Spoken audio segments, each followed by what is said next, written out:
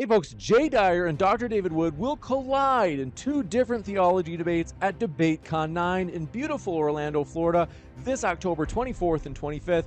And Jay Dyer will also face off against Dr. Javad Hashmi for a third debate in the conference.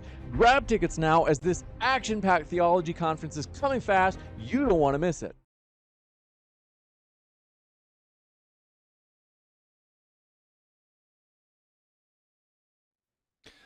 Hey guys, we are back. Oh, there you are. I was like, where'd you go? Welcome back to Modern Day Debates. My name's Mike. I'm your host. Happy to be here.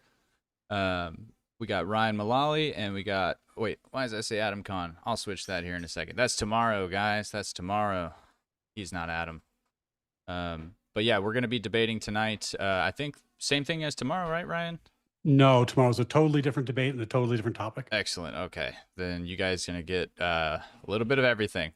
So tonight's going to be, is there overwhelming evidence that Tyler Robinson killed Charlie Kirk? We got Ryan on the affirmative that he did. I know it says no right there. That will change. And then, please. Yeah, we got DD over here. He's going to be arguing that there is not. And then we will do a 5-10 minute opening. I'm going to start the timer here. That'll be on the screen once I switch the background there. And then you guys will have up to 10 minutes. You don't have to take the full 10 minutes. So if you're ready to just get into the open dialogue after the second opening, we can do that. Then it'll be a 55 to 60 minute open dialogue. Then we'll do the audience Q&A. So once we get into the Q&A, you guys, DD, it's your first time on the channel, right? Yeah, so you guys will be asked questions by the audience, and you know it's usually the more that they send in, the more time I allow for responses. So if it's like a $2, $5, let's try to do quick responses, or as James would say, pithy, and then we'll move on. But if it's a 20, I'll let you guys go back and forth a little bit if you'd like. Don't give a $50 answer to a $2 super chat. Yeah, I do have a question. Yeah. So my audience is saying that they can't hear it on their end. Ryan, can your audience hear yours? Yeah, they can. Are you doing it on StreamYard? I'm doing it on StreamYard. You shared the screen? Correct. Normally when I do that, it's just as simple as I didn't click the share audio button when I shared the screen. So you might want to just remove it, put it back up, and when you put it back up, make sure you click the share audio button, it sounds simple, but I do that. You can ask my chat about 5 times a week. So yeah, if you guys have the time and you want to sort that out real quick before we get started, okay, let's get that done so everybody can hear. So I'm going to go to window. I'm going to go here to boom. And then you said share audio. To share audio, share a tab instead. What does that mean? Chrome tab. Oh, this is a train wreck. So apparently I have to share it if it's on, I guess on the actual tab. Easiest way to do is to share the window, like just share the Zoom window, and then that's what I did the first tab. time. Apparently it's telling me to share audio. I have to share a tab instead, right? So not the Zoom app itself. Oh, you have the app. Okay. I have the Zoom app.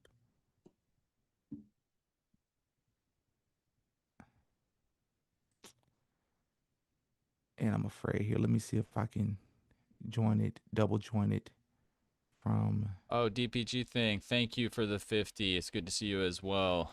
He said W Mike, W Ryan, L Candy Slopalist. You just made that word up, Jungle. Hey man, for 50 you get to make up words. That's how That's how this goes. It's a capitalism stream.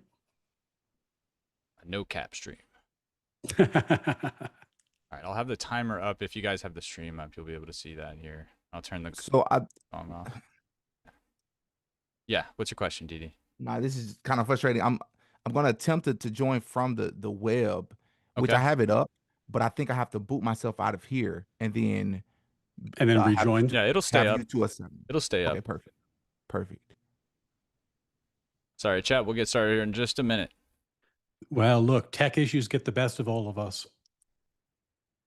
So tomorrow, totally different debate. Tomorrow, me and Adam Kahn are debating at 9 o'clock Eastern time, so a little later in the evening for you debate fans, whether Trump is a uniquely existential threat to America. And I think that's going to be a really interesting debate because I don't know, I've never debated Adam before, but I've seen him debate other people like Rob Knorr, Andrew Wilson, etc. And he seems like a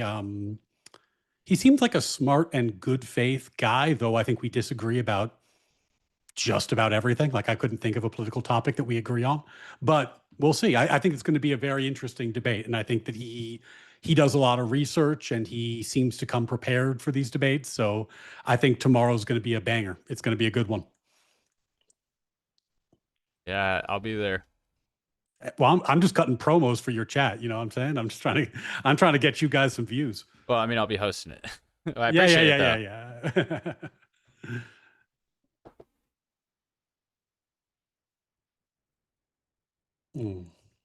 All right. Yes, AJ, people do still use Zoom.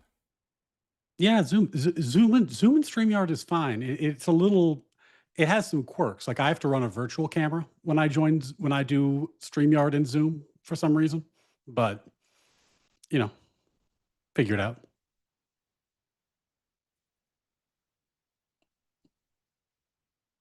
Oh yeah, I'm seeing the comments now saying they can hear her there, but not on DDs. There he is.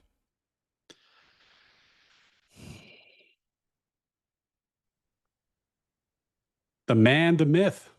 I don't know what's going on. I just had to end my live stream. It's not working. So. Are you serious? That sucks. Yeah. Oh man, I'm so sorry to hear that. DD, I think Mike would say the same. But if you want to grab the video from my channel and just post it on yours, like feel free. Same. James allows everyone to re-upload it if they're in it. Yeah. The modern day might have prettier video than me though. So. All right. Might be the same. Right. I'm not sure. Okay, we will get started. Ryan, we'll let you start your opening here. Whenever you start talking, I'll hit the timer. If you got my stream up and muted, you should be able to see that timer at the same time. That's right. I'll run my own because I don't have yours up. Perfect. All right. Whenever you're ready. Hey, debate fans. Welcome. My name's Ryan Mullally. I'm an attorney. I've litigated at every level of the U.S. legal system up to and including the U.S. Supreme Court. And I've been covering the Charlie Kirk issue, the preliminary hearing into whether Tyler Robinson can be bound over for trial. I was a fact checker at the Andrew Wilson versus Candace Owens debate. And I'm here tonight to argue that there is overwhelming evidence that Tyler Robinson killed Charlie Kirk. And there is. Now, let's be clear. There still needs to be a trial. No one here thinks that Tyler Robinson has already been convicted or that his right to a trial should in any way be infringed. No one's making that claim. What we're here to talk about is the evidence presented so far, which is overwhelming. Now, overwhelming is a subjective term. What overwhelms me might not overwhelm DD and might overwhelm you. That's fine. We don't need to get hung up on the definition. Just listen to the evidence, judge for yourself, and I think you'll have reached the same conclusion that I do, that it's overwhelming. And the reason I find it overwhelming is that it's not just one thing. The evidence against Tyler Robinson is a collection in which each piece corroborates the other pieces, making the whole stronger than any individual part. So what do I mean by that? I mean that the case against Tyler Robinson isn't one that's just built on one eyewitness, or built on one piece of DNA, or one piece of video, or one alleged confession.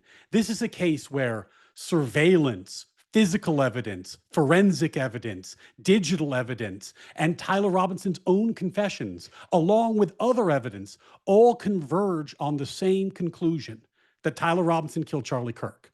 Now, let me walk you through that convergence. So let's start with the surveillance video. We begin on the campus of Utah Valley University. Tyler is there, even though he doesn't attend this university, and it's an over 3-hour drive from his home. He's on the surveillance footage. His car is on the footage. The investigators testified that they identified his car. They ran a plate that places his car on the campus. Then they identified Tyler himself on campus. This is the morning of the day that Charlie Kirk was shot. He's on campus wearing a red shirt and shorts. He's ID'd from the footage by multiple witnesses and his own statements. Next, Tyler goes to the TPUSA area and he speaks to a TPUSA representative while they're setting up Charlie's tent. Then he leaves. Now he comes back to campus. He's wearing a blue backpack. He walks around more. He leaves. He goes to a wooded area. Now, this wooded area, FYI, is where the rifle was eventually found. He comes back, no backpack, but he's changed his clothes. He's wearing a black hoodie and jeans. Now on the surveillance footage, he's walking with a stiff right leg, and it seems like he has some kind of large object jammed down the pants legs. Surveillance footage follows this black hoodied individual with a stiff right leg across campus. This person goes up the stairs of the Losi Center, which is the place where the shot that killed Charlie Kirk was fired. Surveillance footage shows this person goes up with an external staircase. They cross the rooftop, get to the southwest corner and wait. He crouches. After waiting, he crawls with some long object in his hand. He gets into a prone position, a position with a direct line of sight toward where Charlie Kirk was shot and killed. He remains there for 40 seconds or so. And then at approximately 12:23, the shot occurs. Immediately afterwards, this same person gets up, goes to the northeast corner, does a controlled 12-foot fall off of the roof, lands, runs to the wooded area where the rifle was eventually found.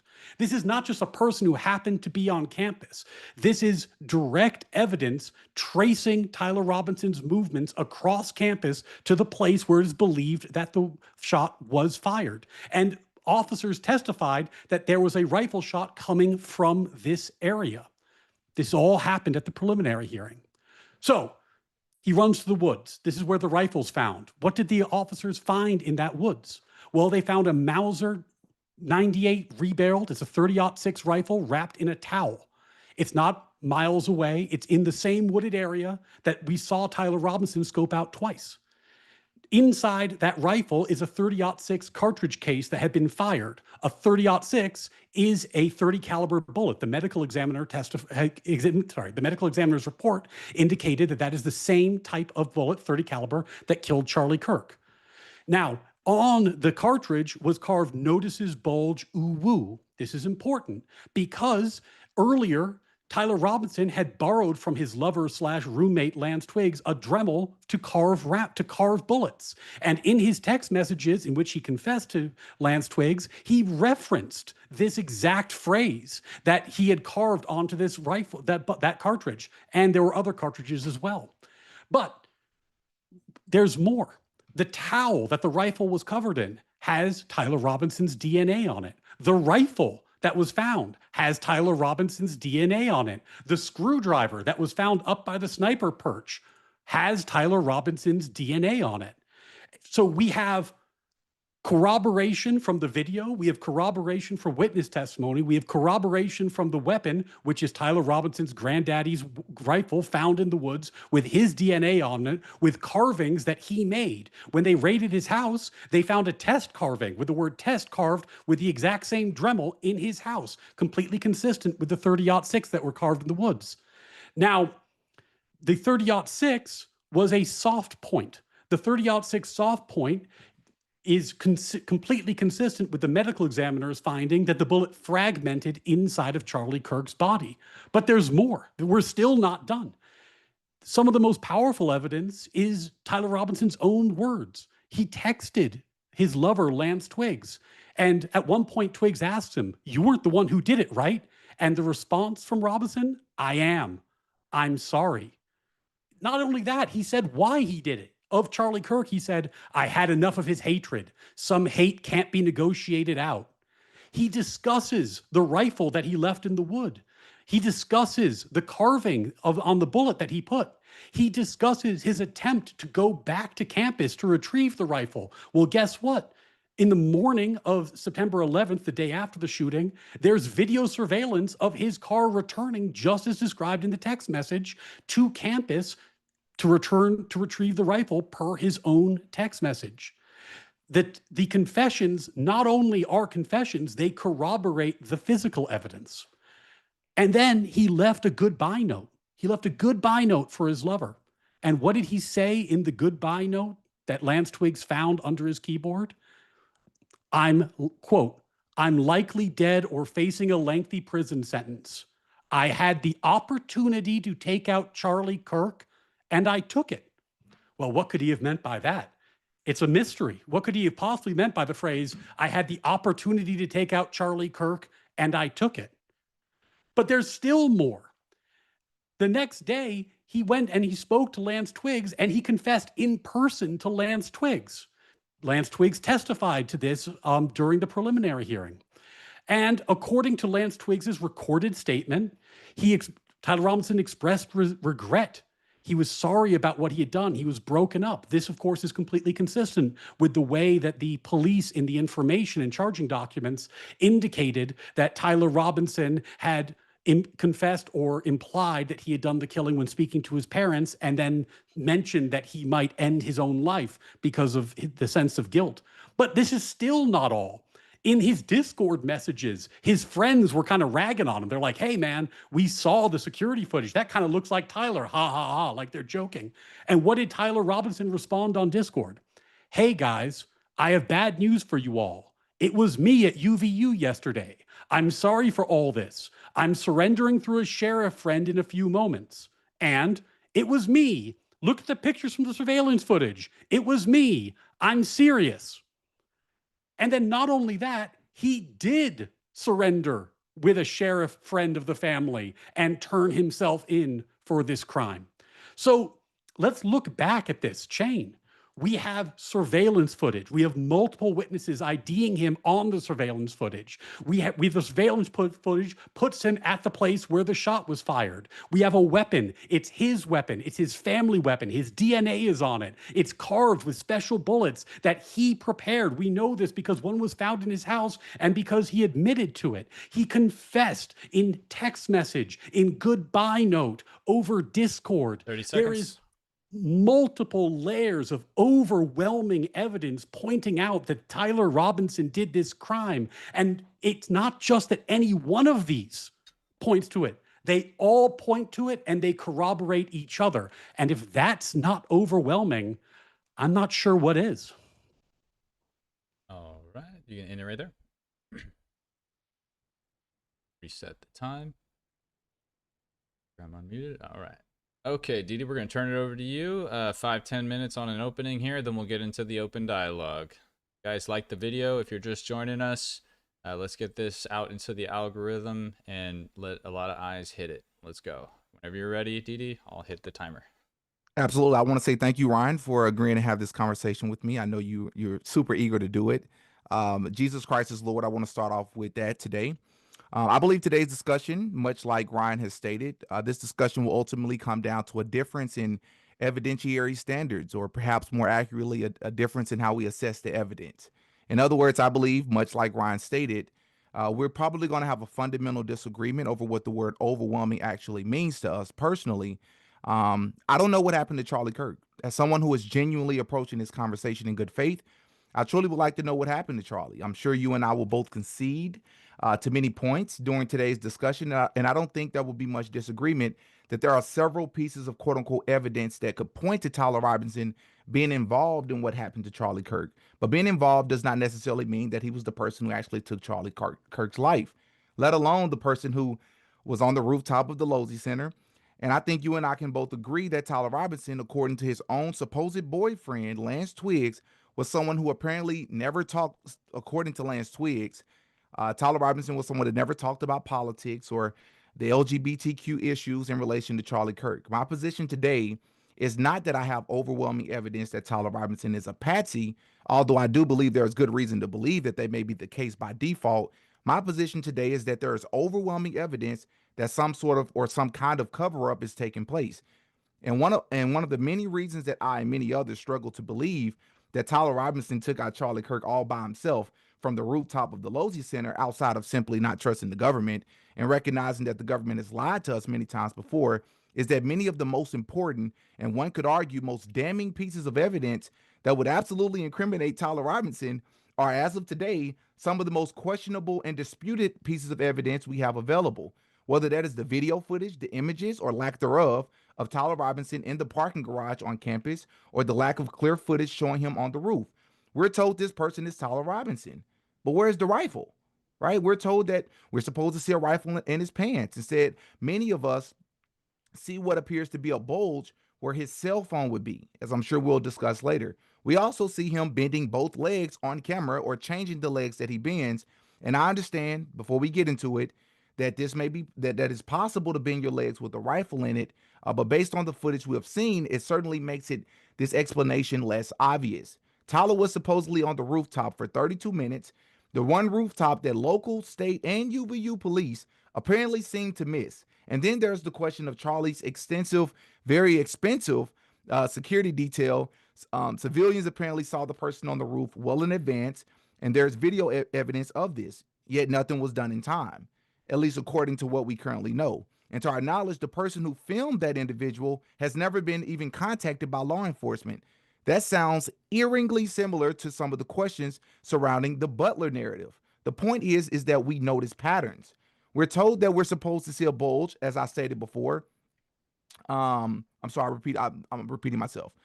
Again, I understand that it may be possible that while okay, I double typed there. Here we are. Today you will not see a single piece of evidence presented that demonstrates in an irrefutable way that Tyler Robinson is the person shown in every image or video being attributed to him, not only anywhere on campus, but even at the police station. That includes his car that Ryan has already stated. That includes his license plate. That includes the footage currently available or supposedly available from the Losey Center rooftop, which, by the way, doesn't show him actually taking the shot. All right. Apparently, according to an official statement during the preliminary hearing, such footage does not even exist. That is absolutely mind-blowing, given that flock cameras are all over Utah, not to mention the incredible number of cameras throughout the entire campus. We shouldn't have to wait until the trial to at least see one clear image of Tyler Robinson on that campus if such evidence exists. And that is the distinction I want to make very clear today. This discussion is not simply about whether Tyler Robinson was involved or not. It is about whether there's overwhelming evidence that Tyler Robinson actually shot Charlie Kirk. There are several discrepancies that will be discussed today as well, when you consider the fact that several professionals, including Green Berets, former military personnel, law enforcement officers, and former SEAL Team 6 member Rob O'Neill, have argued that what happened on video makes little sense when compared with the 30-6 narrative. Those concerns need and deserve to be addressed. When you consider the fact that the crime scene was paved over only days later and that a separate crew was reportedly used to excavate the earth underneath where Charlie was sitting, that raises questions. I understand that in itself isn't necessarily suspicious, but we'll get into that in the dialogue, in the back and forth. When you consider the fact that, from our understanding, the microphone Charlie was wearing has never been in police custody, that raises another question, because that microphone could potentially help us understand whether something else happened by way of the audio. When you consider that pieces of evidence, including Charlie Kirk's clothing, necklace, cell phone, and the microphone that I just mentioned, were reportedly turned over to TPUSA and Erica Kirk, that raises serious questions about evidence preservation and chain of custody. When you consider that the SUV was reportedly scrubbed, immediately sold, and sent away to auction, that raises another question. When you consider that Terrell Farnsworth was allegedly allowed to, well, not even allegedly, we watched him on film contaminate the crime scene, took the SD card, stood on top of Charlie's chair, or the chair that Charlie was sitting in that probably had blood splatter. Some could argue that probably had blood splatter on it, and immediately began going through the contents of the SD card just moments after Charlie was allegedly hit. That raises another concern. To our knowledge, he was never charged with anything related to that conduct. And to my understanding, that's a felony charge, right? These things are extremely suspicious, and at minimum deserves to be investigated. Why was he doing this, right? And the explanations that have been given are not satisfactory at all. Instead, what you'll hear many times from the opposing side, not necessarily from Ryan specifically, he comes off like a nice guy, but generally from people who take his position, is that something along the lines of, okay, fine. There were many weird behaviors that day, inconsistencies, irregularities, unanswered questions, and reasons to believe that something else could potentially be going on in addition to the Tyler Robinson piece. But unfortunately, that doesn't exactly equal quote unquote interlocking evidence that someone other than Tyler killed Charlie. So let's just go with what the federal government has given us, or what the state has given us, and stop being low IQ conspiracy theorists. Many people want you to believe that the irregularities we are witnessing are simply the result of incompetence, as if everyone involved were completely inexperienced, because apparently all these things can be explained away as incompetence while simultaneously accepting that all of the evidence clearly points to Tyler Robinson actually shooting Charlie with no help from anybody else. That is the state's case. And I agree with one part of that argument. Finding something weird, strange, or unusual is not necessarily enough for a court of law. I get that it's not about vibes and feels. It's about what you can prove. I agree with that. But it is very important to recognize that the majority of people following this case are not attorneys, right? Most have never studied law, nor do most of us claim to be legal experts, and we don't care to. What we care about is trustworthy evidence that makes sense. What we care about are answers to other important questions, including the highly unusual behavior of people close to Charlie that day.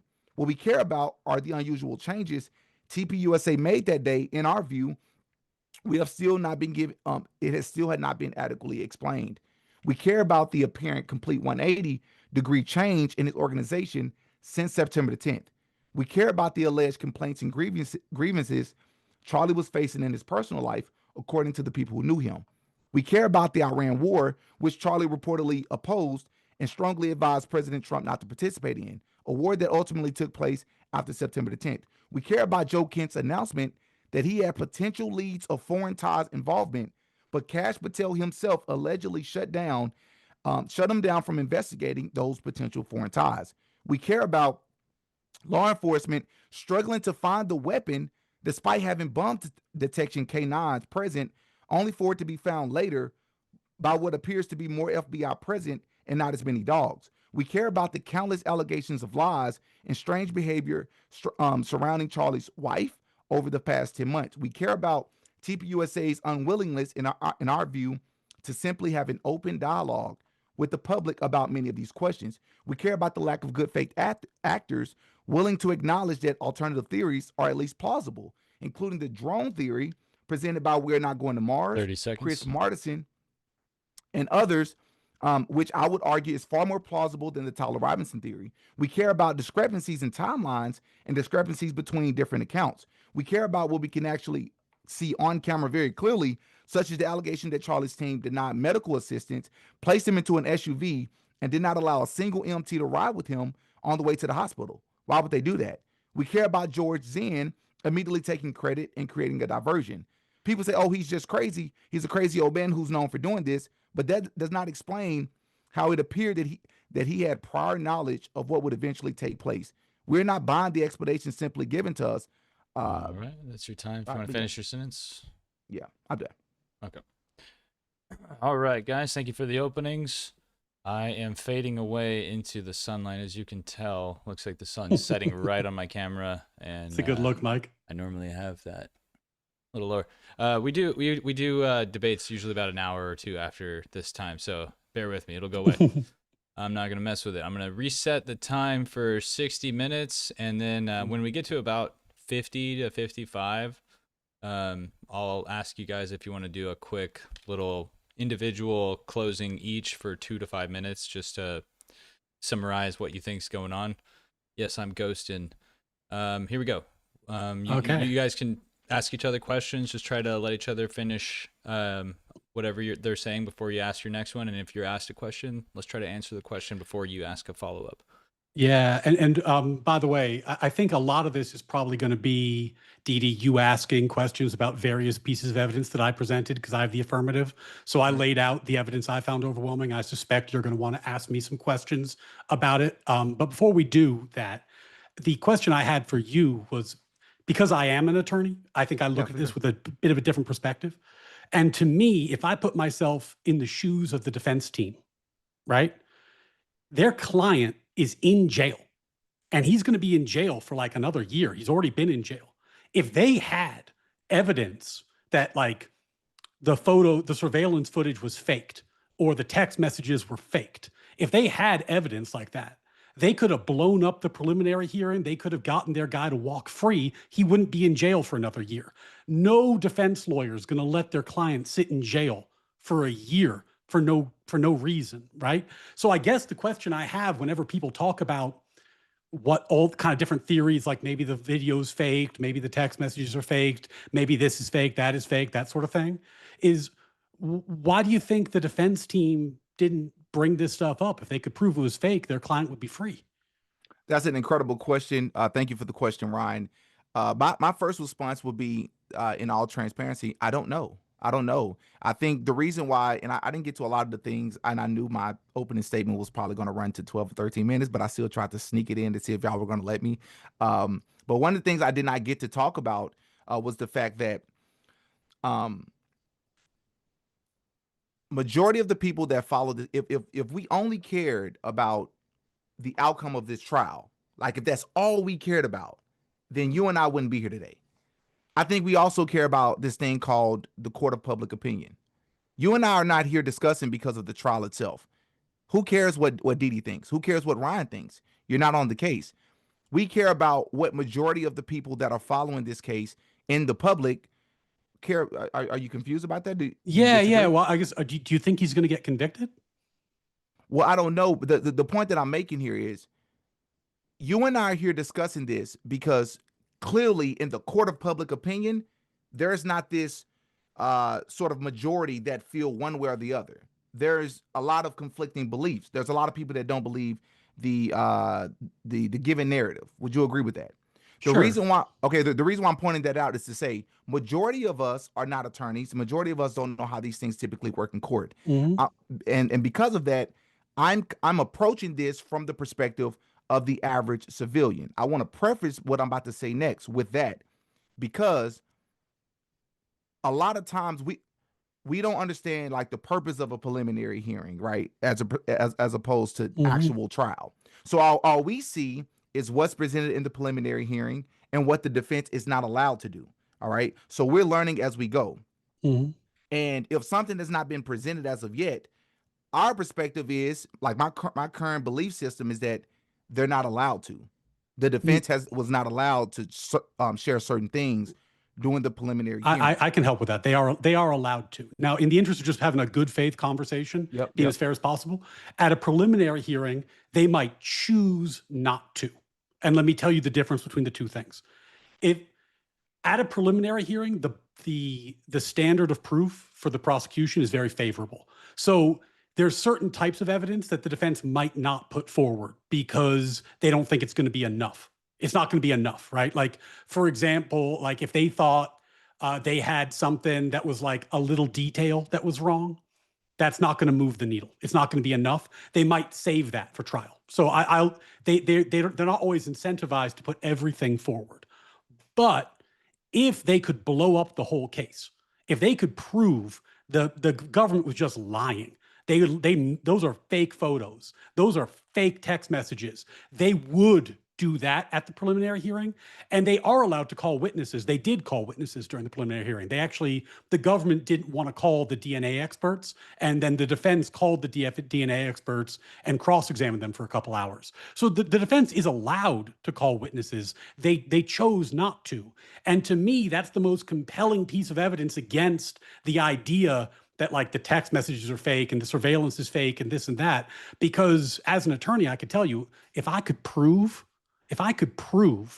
that those text messages were fake, you couldn't keep me out of court with a smile on my face. Because just one second, imagine how that goes. If I prove those are fake, that means that the police is lying. That means the whole investigation is suspect. That means those police perjured themselves. Those police might go to jail. The case against my client gets thrown out of court. The police all get fired. I'm a hero. My client's not in jail anymore. There's no way I'm not doing that.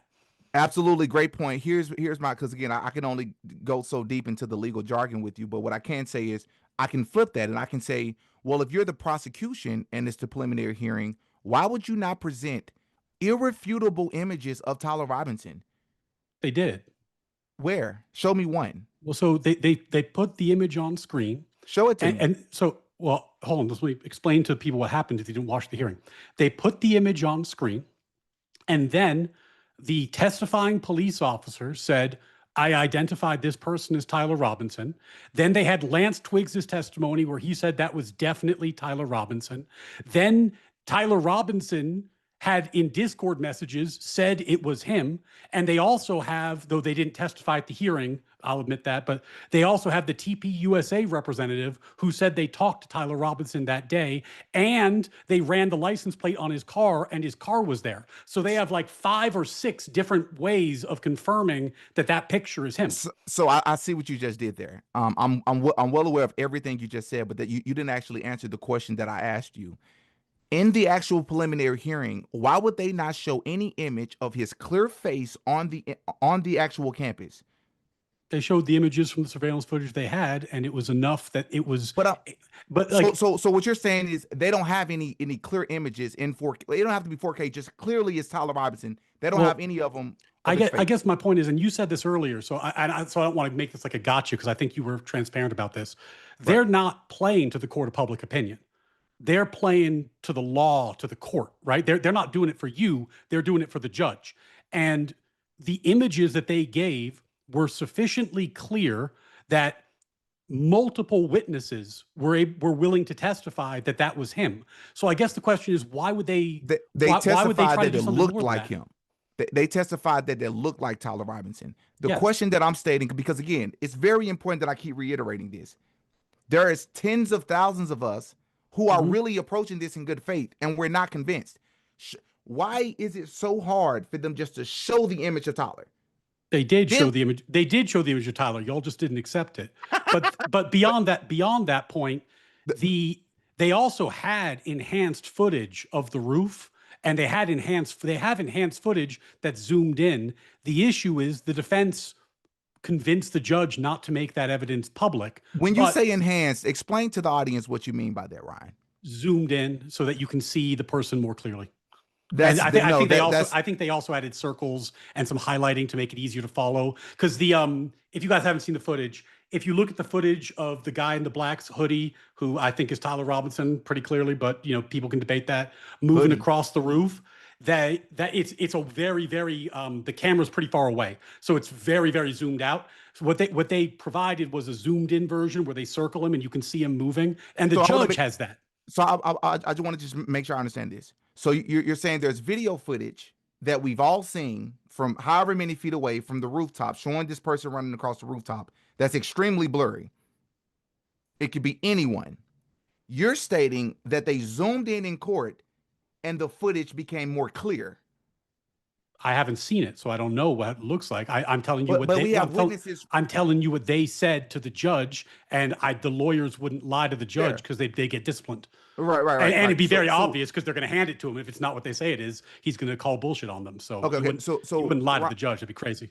Okay, so Ryan, I just want to make sure I understand. So the video footage of this person running across the roof, you are convinced that it's Tyler Robinson, correct? Yeah. Can you tell from the footage that it's Tyler Robinson? From the footage itself? No. Can you tell from the footage on the roof that he actually shot Charlie Kirk? No, the way you know it's Tyler Robinson is that they tracked him in the stairwell where they do have footage of him that's identifiable. They have footage of a person. And then they track that person moving across campus over time. Then they found his DNA on the roof on the screwdriver. Then they found his rifle in the woods where the guy ran with his DNA all over it. Then they found cartridges that were carved by him using a tool he borrowed from his boyfriend. And then he confessed to it. So you take the confession, the video, it all comes together, and it shows that, that guy on that roof, if I had to bet every dollar in my pocket, I'm betting that was Tyler Robinson. Absolutely. And I'm not here to unequivocally state that it's not. I don't believe that it is. But this is what I am saying, because when you stack things on top of each other like that, it sounds so convincing. Let's actually break down one by one. But that's how a court case works. You stack evidence. Got you. Okay, fair. Well, let's give him a chance to make his case. Go ahead, Diddy. Sure. So, go ahead. Sorry. Okay, so number one, you say that there was a fire cartridge in the gun. That's true. And I believe there was 3 unfired ones. Is that correct? I don't remember the exact number, but I believe there was 4 total. One of them was fired. Yeah, I'm not sure. I don't remember the number, but it sounds right. Does that indicate when that weapon was fired or where it was fired? Do we have proof of who took that gun to wherever it was found in the woods? We don't.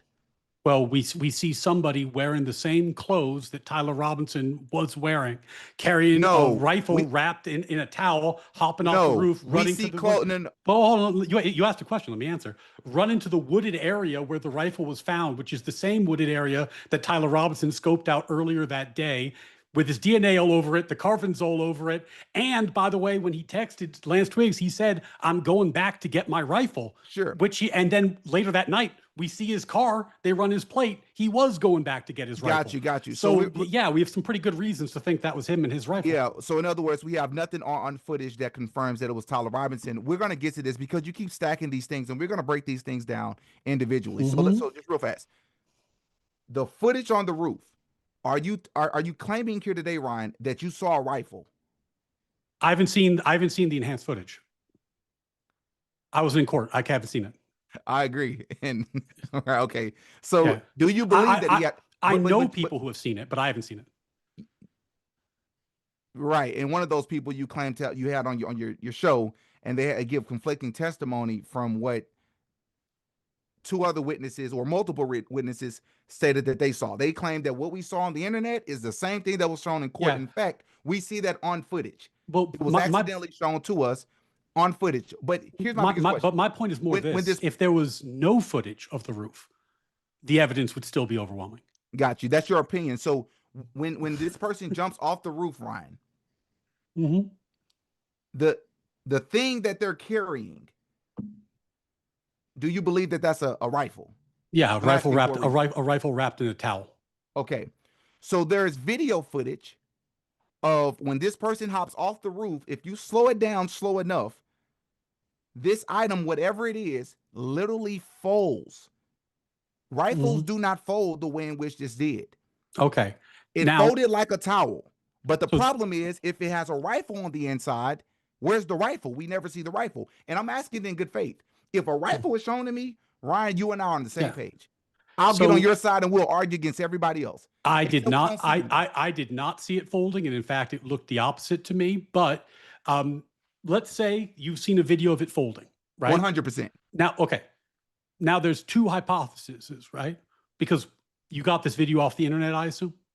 Correct. All right. So one hypothesis is that somebody posted a fake video on the internet, because people do that. The other hypothesis is that, in fact, this video shows the rifle folding up in a way that's suspicious and destroys the case. And the defense team is either so stupid they didn't notice it, or they're in on it. And that's why they didn't bring it to the judge's attention. But the thing is, if you watch the hearing, the defense team objected to everything. They objected constantly. They're constantly objecting and saying, "Judge, don't let this, don't do this." They're very active. They're not sitting there passive. If I had to figure out what my probabilities are, the odds that the defense is in on it or so incompetent that they didn't raise this to the judge seems pretty low. And the odds that somebody doctored an internet footage for clicks seems pretty high. So now we're going to go to, when we actually delve into the evidence itself, maybe what I actually saw is a fake video. And that's probably the high probability here. Because what I'm telling you is I'm looking at the same footage that everybody else saw on the internet, and we slowed the footage down. The item that this person was carrying when they hopped off the roof, if you slow it down slow enough, the item folds. It doesn't look like a gun. So I'm going to refer you to what the Tyler Robinson's defense team said about like the internet crowd talking about this. This is from a hearing on October 24th, 2025.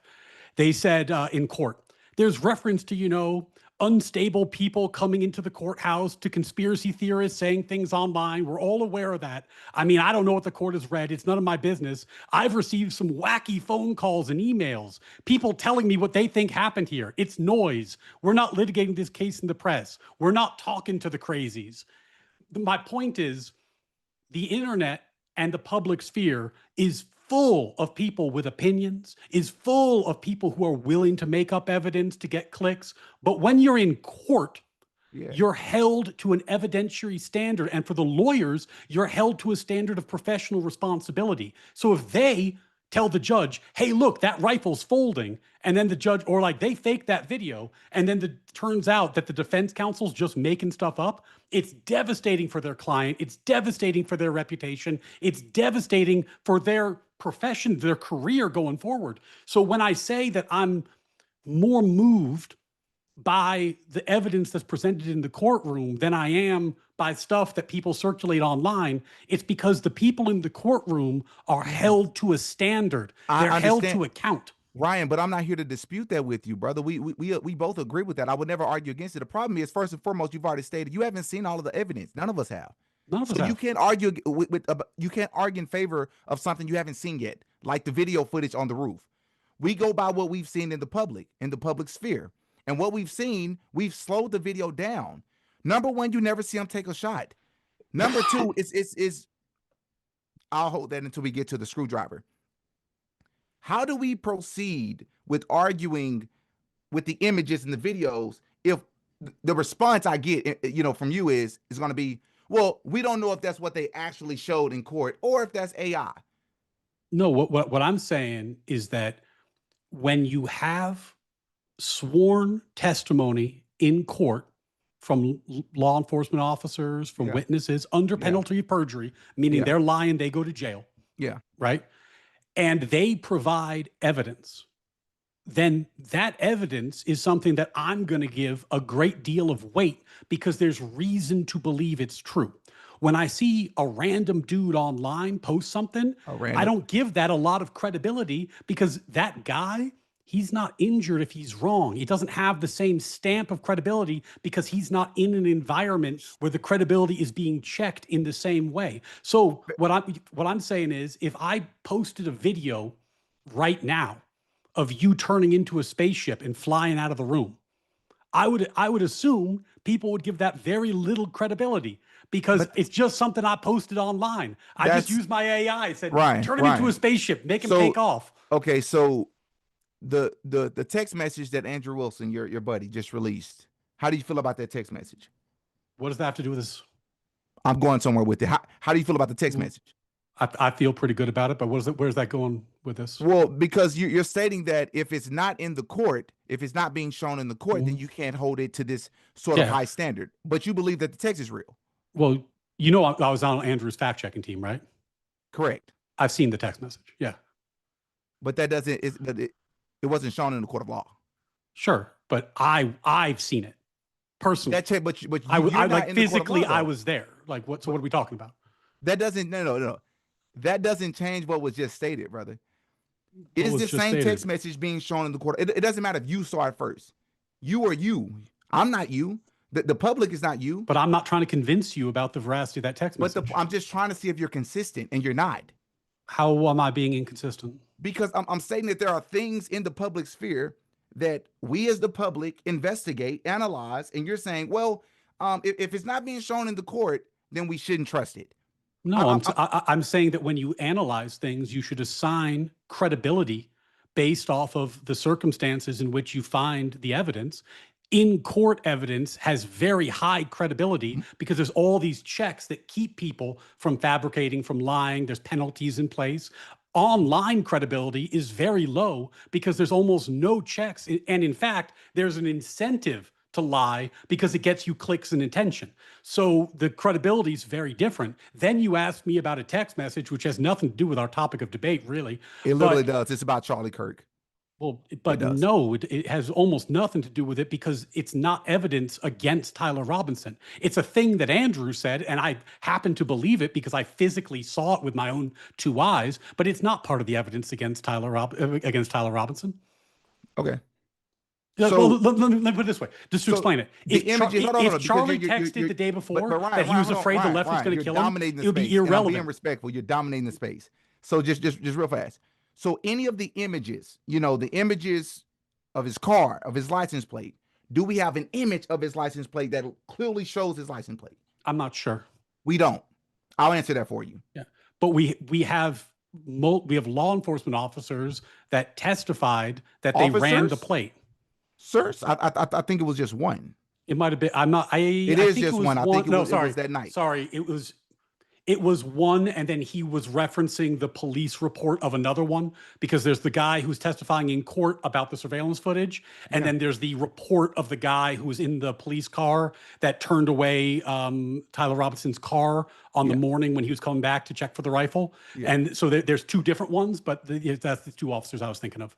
Okay, well, you could be right, and I do mean that in good faith, but my understanding is that there's only one police officer that testified that he believed that he saw Tyler Robinson, and then he thought to get partial plate numbers. Yeah, so there's two ways that they could do it, right? Because there was the one officer in the morning who ran the partial plate when the car came back in the early morning of the 11th, right? Then they also have footage of his car in the parking garage on the day of the shooting. Correct. So I think, and I'm doing this from memory, but I think if memory serves, that the order was they ran the plate on the 11th in the early morning when this officer had like a hunch, he ran the plate, right? So that's one. Then later, when they were doing their investigation, they looked at the surveillance footage and they saw the same car in the parking garage, and they could confirm it was the same car via the plate. So but it happened in backwards order, right? Like I see what you're saying. My understanding was it happened a bit different. But fine, I'll grant you that. Again, I'm taking the position that of most people I've seen and heard from, yes, there's a great amount of people who take your position for sure. Mm-hmm. But there's so many of us that do not. And I'm just listing out the reasons why we don't. The footage, if only we could just see the license plate, that's blurry. The images of him going up the stairs, if only we can see his face clearly, we don't. The rooftop, if only we can see that it's Tyler Robinson, we don't. Okay, fine, we don't have to see that it's him. Can we at least see the person taking the shot? We don't. The screwdriver that is found on the roof, can we at least see that on body cam footage? Body cam footage turns off. You see, like, when these things stack up, it's very hard for people to just say, well, we're only going to pay attention to the things that Ryan listed that are pieces of evidence. The text messages, the Celebrate extraction process, which the Celebrate extraction process itself isn't necessarily unreliable, but it's also not the most, what's the word here? There are certain processes, as I'm sure you understand, that has to take place in order to confirm that what is being shown from the extraction is pretty accurate, such as sort of the timeline, deletions, etc. Yeah, so the thing about the text messages, and you said a bunch of stuff there, so I'm want to circle back to it, but let's stick on the text messages for a second, and I'll try to remember to address some of the stuff that you said, because I think the text messages is an important point worth getting into. I agree. So the way this happens, they have the text messages. They take pictures of the text messages. They extract the data from the phone to ensure the text messages, right? And then they had Lance Twiggs sit down under oath, and they showed him each text message, and they asked him, is this true? Is this an authentic text message that you received? And right. He said yes. Right. Right? Like right. that all of that is before the judge. So for the text messages to be fake, I guess I'm trying to figure out. Well, no. I'll help you. It's not I'm not arguing that they're fake. I'm arguing that it hasn't been proven if they're fake or not, because all we have are the extractions. We have pictures as well, but this is why I was saying earlier, when you just stack things on top of each other as if it's like so overwhelming. But if we break these things down, it's very clear why people are very skeptical about this. Well, but Lance Twiggs, hold on, I'm about to explain it. Lance Twiggs is confirming that these text messages are real. Mm-hmm. This is the same Lance Twiggs that for some reason has immunity, despite the fact that one of the witnesses, one of the construction worker, his description of one of the people that was dressed in all black, right, with long hair, fit the description of Lance Twiggs more so than it does Tyler Robinson. This person, whose DNA is also found on multiple different things that are considered quote unquote evidence, he's the one with immunity. He's the one that's testifying against Tyler Robinson. It calls into question his testimony. There's nothing confusing about that. No, he doesn't. Well, this is a misconception. It's a common one. He doesn't have like full immunity. He has what's called use immunity, which Okay. means that they cannot prosecute him for the testimony he gave. The reason that he needed use immunity is that he, in the back and forth with Tyler Robinson, they talked about destroying evidence, and he in fact did destroy evidence. He burned the goodbye note. That's a crime. So he confessed to crimes. So if they didn't give him use immunity, then when they asked him to testify, he would just take the Fifth Amendment and say, I'm not testifying because you can't make me testify against myself. So you give him use immunity so that you can get his testimony. He's not immune for like murder. If they found out that he was involved in the murder, he's not immune. He's only immune for the statement that he gave. And then backing up, when they say they have the text messages, what they mean is they have Lance Twiggs. They can look at Lance Twiggs's phone. They have Tyler Robinson's phone. They have the data from the phones. They have Lance Twiggs sitting down saying this is all real and true. So not only they have the evidence digitally, We haven't they seen have a it yet, is my confirming point. witness. They have basically everything. The level of conspiracy that would be required to fake all that is mind-boggling. Well, we haven't seen those things as of yet. All right. Well, So, but they say it told again? the judge that they have them. They referenced them, and of course, what I'm doing is I'm taking the attorney's word for it, because if they say to the judge, this is the evidence, and then they hand the judge the evidence, and he opens it, and he's like, this isn't what you told me it was. Fair. They're going to have Fair. a big problem on their hands. And fair. And as I told you in my opening statement, I was being genuine when I said that I'm here in good faith. I really do mean that. Yeah, I appreciate that. But however, so the fact that we haven't seen it yet, that adds to the point, or the reason why so many people are still skeptical to believe these things. And are you familiar with? And I want to pull this up. It was a case where the Celebrite extraction data came into question. Her name is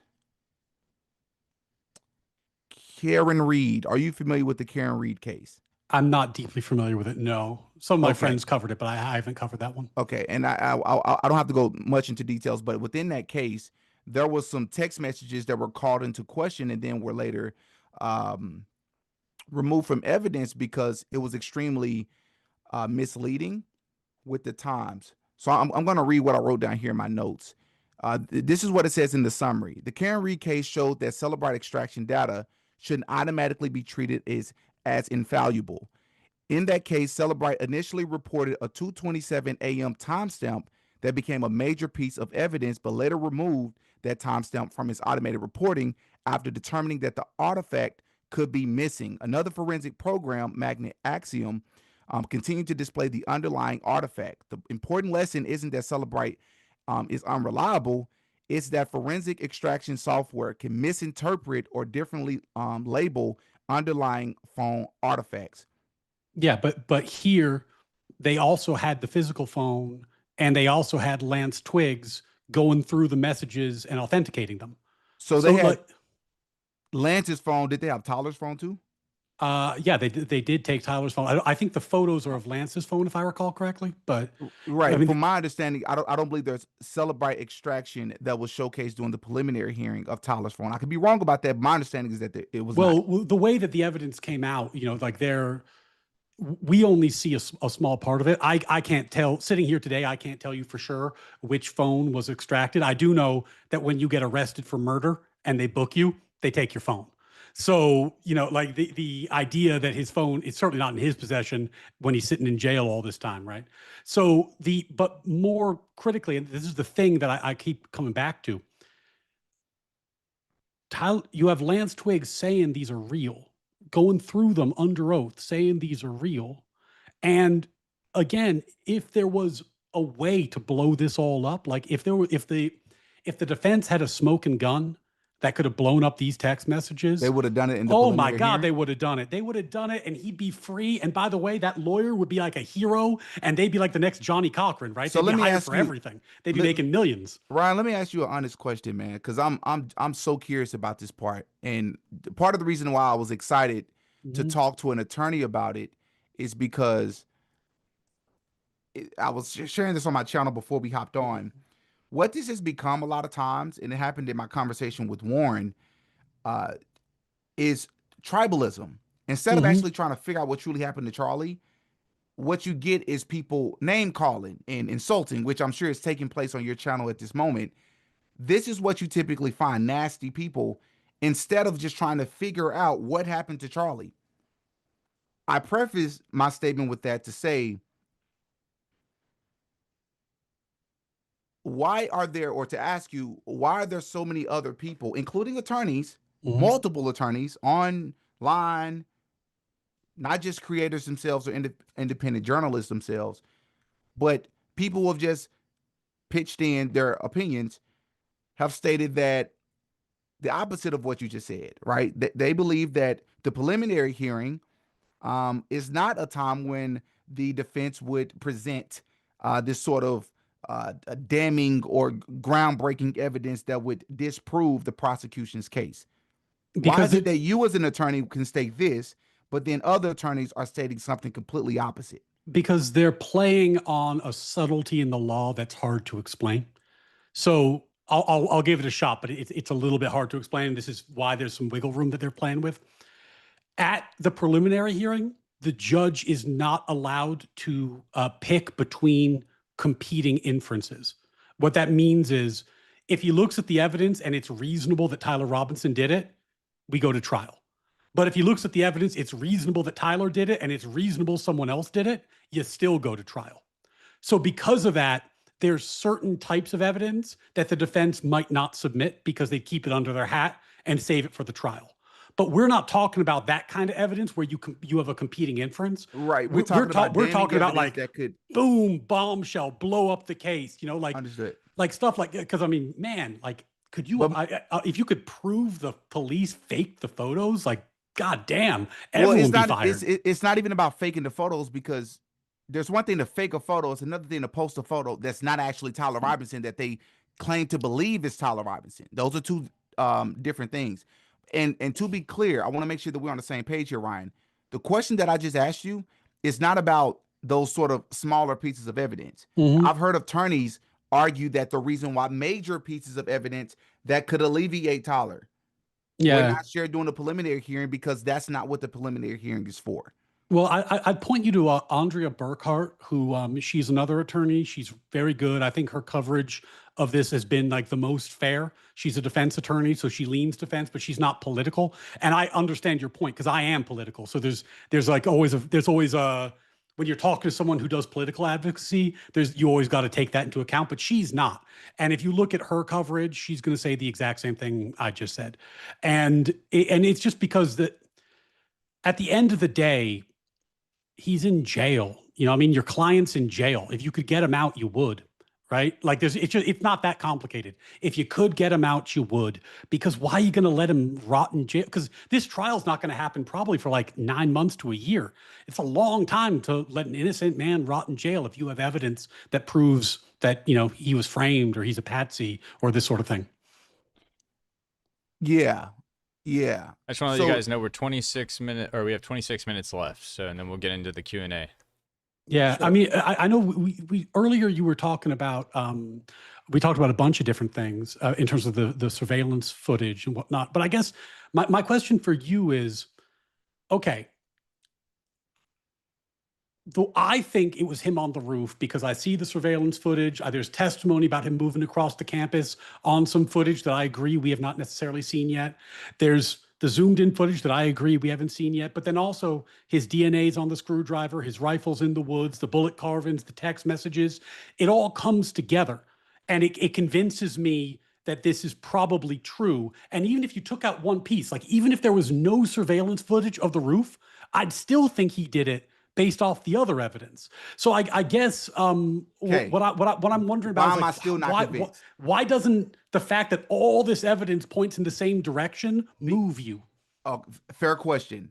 And I'm going to speak for so many people when I say this. It is because these pieces of evidence that you're talking about are called into question, right? So when you say there's this piece of there's evidence on the towel, it's not only Tyler's evidence. I mean DNA that's on the towel. Who took it to the woods? You say, well, they have reason to believe that it's Tyler. Can we just see one clear image? We don't see a clear image of him in the stairwell. We don't see a clear image of him at the police station. We don't see a clear image of him in the parking garage. In fact, the footage or the image that they shared in court, based on what has been released, appears, and I'm not saying that the court did this intentionally, because I've seen people explain this away, but my understanding of sort of this image that was released in the parking garage, that wasn't even Tyler Robinson. It wasn't Tyler. So you think the officer that identified him and Lance Twiggs were both, what, lying or wrong? I think the image that they gave us was not Tyler Robinson, and that has been confirmed. That's what I think. But both of them looked at that image and said that it was him. So you think they were lying or wrong? Yes. Okay. Ryan, So, I have a better question for you, Ryan. no. I just want to run through it. Because it seems like if they're in the court of law and they're under oath, they have to tell the truth. I have a question for you. The image of this supposed person that's Tyler Robinson in the parking garage, not even the stairwell, was that Tyler Robinson? Do you believe it's Tyler probably, Robinson? yeah. But we Yeah, have two different images, bro. It's been proven that it's not him. It has not. It literally has been proven. Proven by who? Where? On the. You see where I'm going with this? Yes, and it's crazy. Your argument is if it's on the internet, it's not to be trusted. Well, my argument is that when somebody doctors a photo and puts it online, and the defense attorneys choose not to use it because it would make them look like idiots, that it hasn't come time I'm gonna go with the fact that defense attorneys didn't use it. And I guess the reason I was asking you about this is it seems like for what you're saying to be right, what am I saying to be right? That this is a fake image, right? And that the people who identified it were wrong or lying. Yeah. Right. So the officer has to be wrong or lying. And then Lance Twiggs has to be wrong or lying. And even if they are wrong or lying, they'd have to explain why his car was in the garage. Unless where's they were the proof that his car was in the garage? They ran the image plate. Of his car hasn't. No, even the car was different. They ran the plate. So wait. So when the officer said that was his car and they confirmed it, he said that looks like Tyler's car. That's was what he wrong said. or lying. No. Very, very sneaky of you. What he said was, it looks like, it appears to be Tyler's car. And you're saying he's wrong or lying? I'm saying that it doesn't look like Tyler's car to me. It has different. They ran the plate. They ran the plate, bro. Ryan. It has different exhaust pipes. How do you explain that? Okay. Stop reading your chat, bro. I'm not reading my chat, brother. I'm saying they testified it was his car. You're saying that they are wrong or lying because of things you saw on the internet. Now you're saying the same thing about when they identified him. No. I'm gonna keep going. When Tyler Robinson 30 seconds to Ryan here, and then we'll kick it over to you, DD, and you can get a good. When good Tyler chunk of time. Robinson confessed that he committed this crime, and when he confessed, he put specific details about the rifle and the carvings. I guess those were fake? Is that what you're saying? We just talked about the text messages. We love to get the metadata from the phone so we can at least know the device that was used, because there's even a discrepancy in the time that these Discord messages were supposedly sent, because Tyler Robinson was already Mirandized. But just real fast before those were fake. No, because you're trying to deflect. The image of his car. You said that it is his car. How do you know that, Ryan? Because an officer testified it was his car based off the fact he that they testified that it looks like make and model and license You're not telling plate. the truth. It has different exhaust pipes. How do you explain that? Because you are probably looking at a doctored photo. I'm looking at the images. No. I'm looking at the images from the trial, brother. Look, from the preliminary hearing. So then what are you comparing it to? The images of Tyler. What you mean? I'm comparing it to images of Tyler's car when it was I guess towed. What do you mean when it was towed? Was this car not towed? Well, what image are you referring to? The image of Tyler's car. Am I misunderstanding that? Well, you're saying that there's two images of his car. There's the one in the parking garage. I know that one because I saw that one at the preliminary hearing. Yes. You're apparently comparing it to some other image. I'm comparing it to an image of Tyler's car when it was towed. Okay. What image was that? What are we talking about? How do I answer this question? There's an image of Tyler's car. Okay. I think what you're trying to get me to do is to say that it's an image that I also saw on the internet. I think it probably was. No. I think it probably was. Fair. All right. Hey, Ryan, where did you see the preliminary hearing? Where did you watch it? I watched it on the internet. Where? Correct. on Where? Court TV's live feed. That's the internet. You shouldn't trust what you saw. That video could have been doctored. You think Court TV doctored the video of the hearing? I think watching something on the internet means that you shouldn't trust it, Ryan, by your logic. You think that my logic extends to you think The that internet. someone posting something on X like, oh, look at this, I got this slam dunk footage, Bingo. versus the people who were in court directed by the judge to point their camera at specific things in real time. You think Bingo. those are the same in terms of credibility? My point is No. Answer the point question. that I'm You think going to those are answer the the same in question. terms of I'm going to credibility? answer it the way I want to answer it. Just hear me out, Okay. Ryan. I'm going to answer. If you don't I answer, promise I'm gonna you, ask it again. Listen. I told you I came in good faith. I'm going to answer your question, bro. All right. If it's on the trick that you tried is to try to get me to say social media. I never said social media. Yes, I've seen some things on social media. I said the internet. You're telling me not to trust the internet. Unfortunately for you, the preliminary hearing was also shown on the internet. Should we not trust what we saw? You gonna answer the question?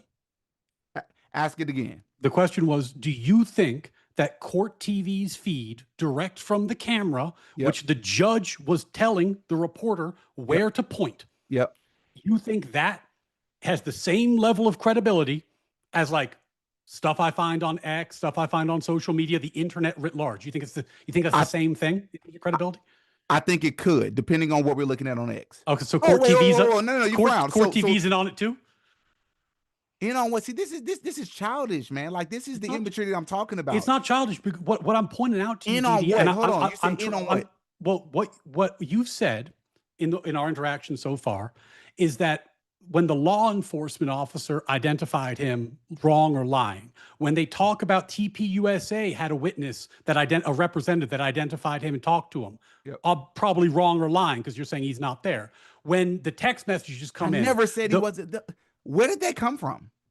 But you're making things up. So when did I ever explicitly say Tyler Robinson? Do you think he was there? I don't know. I need to see it. So when the TPUSA witness told police officers they spoke to Tyler Robinson, were they right? I don't know. Okay. I saw the same images that you saw. The difference between you and I is that I'm honest about what I saw. So that's clear. Are you? Whoa! You're accusing me of lying about something? No. Let's start with that point. Okay, he doesn't believe that Tyler Robinson wasn't there. He doesn't know. And then where were we going after that? Thank you. I do not know if Tyler Robinson was there. I'm simply stating, which makes perfect sense. Where's the images? The images that they gave us does not prove it, which is strange. Ryan, do you not find it strange that there's not one clear image, one clear video footage of Tyler Robinson? I think the images are clear enough. And by the way, they were clear. They were clear enough that an officer identified him, his lover identified him, his family identified him when those were released to the public, his Discord chat identified him when it was released to the public, and then he admitted it was him. So where does it show that his family identified him? In the information that was in one of the charging documents, the police, which is a sworn statement, by the way, under oath, that when the family gave their statements to the police, they reported that they identified him off of the surveillance footage that was leaked to the public. That was released to the public. Mm-hmm. Now, the family, thank God, was not required to testify at the preliminary hearing because that would have been brutal. So I'm glad that didn't happen. But why weren't they? It would have been really brutal.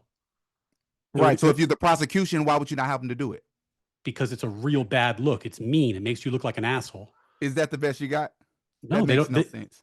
It makes no sense. They had probable cause. They had probable cause by a fucking mile. Why are they? Why not just add?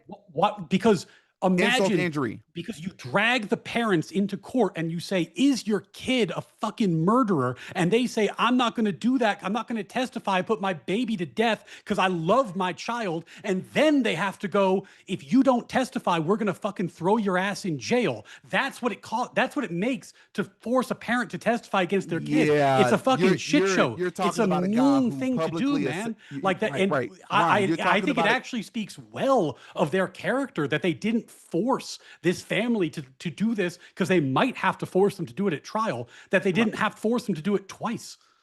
Ryan, this passionate speech you just gave convinced nobody. So first and We'll foremost, see. We'll see. First and foremost, if you're the prosecution and you have an opportunity to like just put the hammer down and put this to bed, you're gonna show sympathy to the parents. You're talking about a guy you're alleging is guilty of aggravated murder and 6 other charges of pow-powing a man and potentially, risking pow-powing another person or multiple other people. You're claiming that he committed the most infamous, famous political assassination of our lifetime, and you're gonna take it easy on him in the preliminary hearing. How about I'm gonna give you the real answer? No, because How about TD, hold on, you just don't understand preliminary hearings, which is why you're making this mistake. fair. But you just hold on. Probable cause is a low. I'm not an standard. attorney like you are. I'm not an attorney like so you let are. me That's explain it fair. to you so And- you'll and know. I would never I'll never try to compete with you legally. Did you have a What I will question, or are you making a statement right there? Because then we'll hear Ryan's description of probable cause. Is your final answer that the reason why they didn't choose to have the parents to testify, I want to get this on record, is because they wanted to take it easy and not be too brutal? On the parents? Yeah, because probable cause is a pretty low standard, and they passed probable cause on day 2 of the hearing. So you believe the parents will testify in the trial, though? You just talked a long time. Let me answer. Yeah, it's right. They had probable cause in the bag. It's wrapped up. For example, if you wanted to bet me $100,000 on whether or not they'll find probable cause, I would take that bet right now, because it is a certainty that the judge is going to find probable cause. Given that it's a certainty, why would you do that to these parents for no reason? It's a certainty that they're going to get probable cause. It's not like a maybe. This is the most obvious probable cause in the entire world. It's so obvious that the defense, when they were arguing probable cause in their reply brief, didn't even argue that the evidence doesn't show probable cause. They only talked about the aggravator and hearsay and things like this. They didn't say the evidence doesn't demonstrate probable cause, because the defense knows that the evidence shows probable cause. It's a done deal. And given that it's a done deal, why on earth would you throw these parents in jail to force them to testify against their kid in open court? Will they use them during the actual trial to testify against Tyler? Maybe. Why would they not? Because they'd have to do it again. They'd have to do it twice. Do what twice? They haven't done it as of yet. Yeah. The question is, why didn't they do it at the preliminary hearing? I gave you my answer. You've already answered that. I'm just asking now, moving forward, do you believe that they're going to use the parents in the trial? If they have to. I think they'll probably try not to, but if they have to, they will. Okay. Because the evidentiary standard at trial is way, way higher. The burden of proof is way higher. They might do it then. Okay, so you've already answered the question specifically that you don't need to see certain things on footage because the other pieces of evidence is so overwhelming for you. Got it. I understand that part. I'm going to ask you a different question that's sort of similar, but a bit different. Does it not disturb you to any level that all of these cameras, all of these flock cameras, all of the campus footage, there's not a single clear photo or video image of Tyler Robinson? As an attorney, does that not concern you? Well, I think the footage that you think isn't clear is clear. So we just disagree about that. Which image? The parking garage images that we've talked about like 5 or 6 times. But beyond that, I actually think they had a lot of footage. They had footage of him in the garage. They have footage of him in the stairwell. They have footage of him moving across campus. They have footage on the roof. They have footage going to the wooded area. They have footage they haven't shown us, and they told us they have. What I'm saying is they have a lot of footage, and there's been a lot of murder convictions where the guy was convicted and they had no footage at all. So I mean, like in terms of like as evidence goes, this is a lot of evidence. Sometimes you do it with no footage. All I'm saying is that's fair, and I've conceded to that already on my channel. What I'm stating is, it is a bit concerning for me, and it's also very concerning for majority of the people that's following this that supported Charlie Kirk prior to September the 10th, which is going to probably make up the jury in this trial. That is to say, why are there no clear images of him? You're saying your definition of clear, it's not. You can't point to a single image that clearly shows that it's Tyler Robinson. What you're doing is you're taking other pieces of evidence and you're saying, I have good reason to believe it's him, which makes sense. But if that's what it is, let's own it. But when we look at the footage on the video, people lying, influencers lying, like they saw some 4K footage stating that he took the shot from the Lowe's Center roof. Not true. Not true. And the biggest thing I want to say, I've already stated this earlier, that bothers me is that I heard what you said about the evidence. I heard what you said about what's been presented. Many of those pieces of evidence have been called into question. We won't agree on that. All right, fine. Why is it that other alternative theories, like the drone theory, why hasn't it even been entertained? Which is very, very compelling. I'm not talking about some conspiracy theory. How do you know that it hasn't been? Say it again? How do you know that it hasn't been? To our knowledge, it hasn't been. Okay, but so you don't know it hasn't been? Correct. Okay. So like we don't have, like investigators don't release their investigatory files. We don't know what leads they followed up on, what leads they didn't. Fair. Based on the pub. So like, you know, what would you like? Somebody says it could be a drone, and then they say, how come no one's asked about this? Then you ask them, well, do you know that no one's asked about this? And they say, no, I don't know that. And you're like, well, okay. What do you want? Very, very snarky response there. What do you want? Let me clarify. Yeah. When I say no one, I'm not talking about necessarily law enforcement, brother. I'm talking about based on, well, I guess I'm not talking about only law enforcement. Law enforcement by itself, yes, we don't know about their private investigation. Sure, we don't have access to their files. But based on the public statements that they've shared early on in the investigation, from our understanding, the suspects that they were entertaining, none of it was any of these other theories that have since been entertained. And I'm talking about other people that have done quote unquote public investigations since that point. Very few people have given credibility to the drone theory. But you don't know whether law enforcement's investigated it, which is the thing that would matter, right? Because if law enforcement investigated it and they found out, shit, it was a drone, it wasn't that guy on the roof, that would be very compelling evidence. And by the way, legally, they would be obligated to give that evidence to the defense. So, you know, like it's a little, I mean, I don't know what people think on, you know, the broader public. I can't speak to all that, but yeah, I mean, I don't know if law enforcement's investigated, neither do you. That's done behind closed doors, but I'm not too worried about it. So the best response we have in this moment is that we don't know what they've done. Not that we know and it's been ruled out. We just don't know. Well, that's how investigations work. They don't tell you what they're doing for a lot of, I hope, pretty obvious reasons. I guess my question to you, since I think we're starting to wrap up on time. I don't have a clock running. Yeah, we got 7 minutes. We got 7 minutes. Yeah. When I look at the evidence I laid out, the surveillance footage, all this, the DNA, the cartridges, the testimony, the confessions, the text, the Discord, the positive IDs, the witness testimony, the medical report, etc. You say you have questions about each piece, I guess. Not all of them. Okay. Some of them I'm on the same side with you. So how do you explain that all these pieces you have questions about were introduced in court the way they were? What do you think happened that explains why all these officers are wrong and the surveillance footage is fake and the texts are fake? Like what?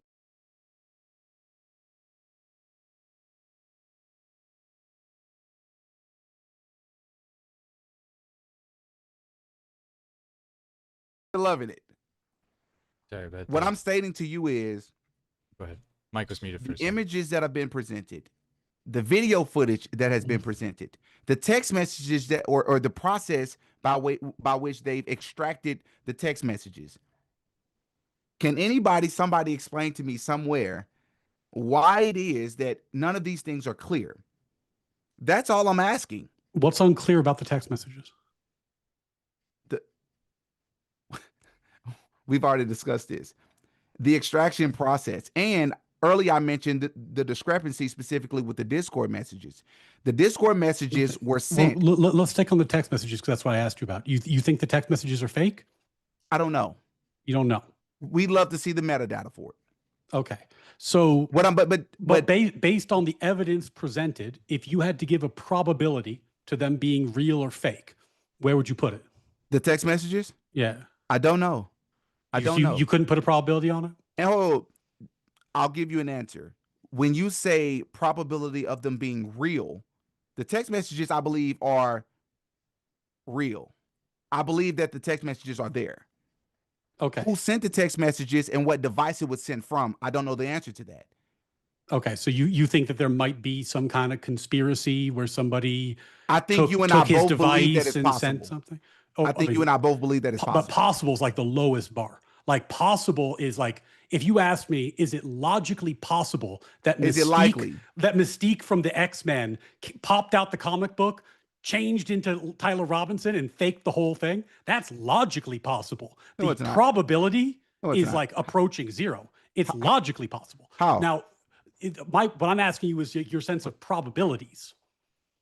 How is what you just said possible? How's it logically possible? It's logically possible. How? I heard that the first time. There is a asking how. possible world where that could have happened. No, but there isn't. All right, cool. The Discord messages, there's a discrepancy when they were sent compared to when he was Mirandized. Do you have an answer for that? The Discord messages when they were sent versus when he was Mirandized. Correct. Well, they have footage of him inside when he turned himself in, and he still had his phone at that time, and that lines up with the timing of the messages. But the Mirandizing, the as I understand it, the dispute there is about one timestamp in one piece of court record, and it could be that there was just an error on the timestamp. There's a number of possible explanations. I'm not sure. Well, I agree that it could be, right? But we were just talking about what's possible. Yeah. And you just explained to me the problem with that. Well, with but that again, argument. The point that I'm making is the timing that they're claiming that this supposedly took place, these messages were sent. They said that when they arrested him, they took his phone from him. So how were Discord messages later sent? Like hours later. We're not talking about when he first came to the police station. Hours later, these Discord messages went out. Yeah. And I think it was like a 3 or 4 hour difference. And the odds are very good that that's just simply not what happened. And the reason I think that is because the whole confusion about the timestamp comes from, I believe, a defense filing, a defense filing where there was the timestamp 625 was introduced into the record. So the defense certainly knows about this potential argument because it was their document that had that timestamp. And yet, during the preliminary hearing, when Exhibit 16.3, the Discord messages, were introduced into evidence, the defense didn't stand up and go, oh my God, those must be fake. He didn't even have his phone at that time. So this is kind of what I was getting at earlier. Like the defense knows what you're talking about. They chose not to make the argument, and the reason they choose not to, it's kind of like, the steakhouse argument. One of the reasons that they know not to make bad arguments is that they can talk to their client and say, hey man, were you at the steakhouse? And he's like, nah. Hey man, you send those Discord messages? And he's like, yep. So like they're just not going to chase after bad arguments because they have information we don't have. So they know about this. I just think that the fact that they didn't pursue it is a very strong indicator that it's not a real problem. Okay. We got 1 minute and 40 seconds. Probably time for one more question if y'all want to get one in. Well, I mean, I know we're going to go to closings in a second, but I mean, look, I hope, and I tried not to be like monster aggressive in this conversation, because I hope this was helpful in that I think a lot of the misconceptions that come about this come from the fact that the law works in ways that people are unfamiliar with. So I don't know. I appreciate you coming in good faith, and I hope that this was a useful conversation for you. It was a useful conversation, but like, here's my biggest question for you. I'm curious to know your thoughts before we get into closing statements. What do you think, Ryan, is the biggest reason outside of what you just stated, if there is a separate reason? Why do you think that most people do not believe the official narrative, including Andrew Wilson? What do you mean that Andrew Wilson doesn't believe the official narrative? Andrew Wilson hasn't believed the official narrative, just like we don't. He said it was 75% to 85% likely that Tyler Robinson killed Charlie Kirk. I can show you a video of that states otherwise. He has the same questions that we have. From when? Over the past couple of months or so. Yeah, I mean, I think the reason that Andrew says 75 to 85 with Candace is that me and Andrew sat together and watched the whole preliminary hearing. Yeah, he watched it with you, but he didn't even know a single charge. He's not a lawyer. You don't have to be a lawyer to know a charge. You're watching the preliminary hearing. Those are the basics. If you believe he's 75, 85% guilty of something, guilty of what charge? Right? You got to know first point is what Andrew Wilson believes, remembers, doesn't remember, irrelevant to this debate. But because Andrew's a friend and somebody that I work with, he's not an attorney. And the truth about the charges is, and look, I'll give Candace her due. That was a good clip. Good on her. That's a good clip for her. But the charges for what Andrew cares about watching the hearing matter almost not at all. Andrew was watching the hearing for the same reason that anybody else was watching the hearing. Is this the guy that killed Charlie? And whether it's like aggravated versus capital murder, or whether or not there's like an obstruction of justice or destruction of evidence charge, nobody cares if this dude destroyed evidence. It's legally relevant. But in terms of what we care about, did he kill Charlie? That's what we care about. And that's what people were watching it for. And I think for those of us who watched the hearing, the evidence that this guy did kill Charlie Kirk came in overwhelmingly. I don't know if we're past time, but we are. But I was just wanting to let you guys finish that. All right. So since Ryan, you opened, we'll let DD have the last word. So if you want to do a 2 to 5 minute closing statement, and then DD, you'll get a 2 to 5 minute as well. Then we'll take a very short break for restrooms, coffee, whatever you want, and we'll get into the super chat questions. So guys, we got a lot right now. So just to let you know, I'm going to start at the bigger ones. So if you guys send like $2 ones, don't expect them to get read right away. All right, we'll start your time when you start talking, Ryan. Don't I go last because I'm affirmative? Oh, typically I think it's the person who opens, the other person gets the last word, so that it's kind of more balanced. But I'm open for whatever you guys want. No, I'm fine to go this direction. DD, if you have a preference, that's fine too. Well, to be fair, I believe you spoke first and I spoke second. Yeah. So you want to speak last, DD? Yeah. Well, no. What I'm saying is, I think. Yeah. Well, I think we'd be going in the same order because you spoke first. I'm not worried about the order. That's fine. Okay. Okay. Big deal. Okay. So I think if people reflect back to what I said in my opening statement, what I said is that there is overwhelming evidence that Tyler Robinson killed Charlie Kirk. And how do I know that? It's because the evidence presented in court is both compelling and self-corroborating. What does self-corroborating mean? It means that each detail corroborates the other details. It's not just that Tyler Robinson confessed multiple times.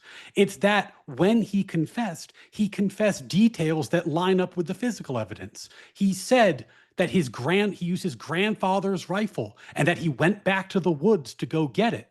And then we see his car coming back to the woods, presumably to go get the rifle. He said in his confession to text message, if I see the phrase notices bulge, ooh woo on Fox News, I'm gonna lose my mind. But then one of the bullets has the phrase notices bulge, ooh woo carved into it. His DNA is on this weapon. His father recognized the gun as a family gun. The towel has his DNA, major contributor, like 95% or so, and also Lance Twiggs's DNA on it, which is unsurprising given that they were lovers who shared the house, and it appears to be a bathroom towel. The Dremel that carved the bullets, Lance Twiggs testified he lent to Tyler Robinson when Tyler Robinson asked him that he needed a bullet. He wanted to carve bullets for a quote unquote hunting trip.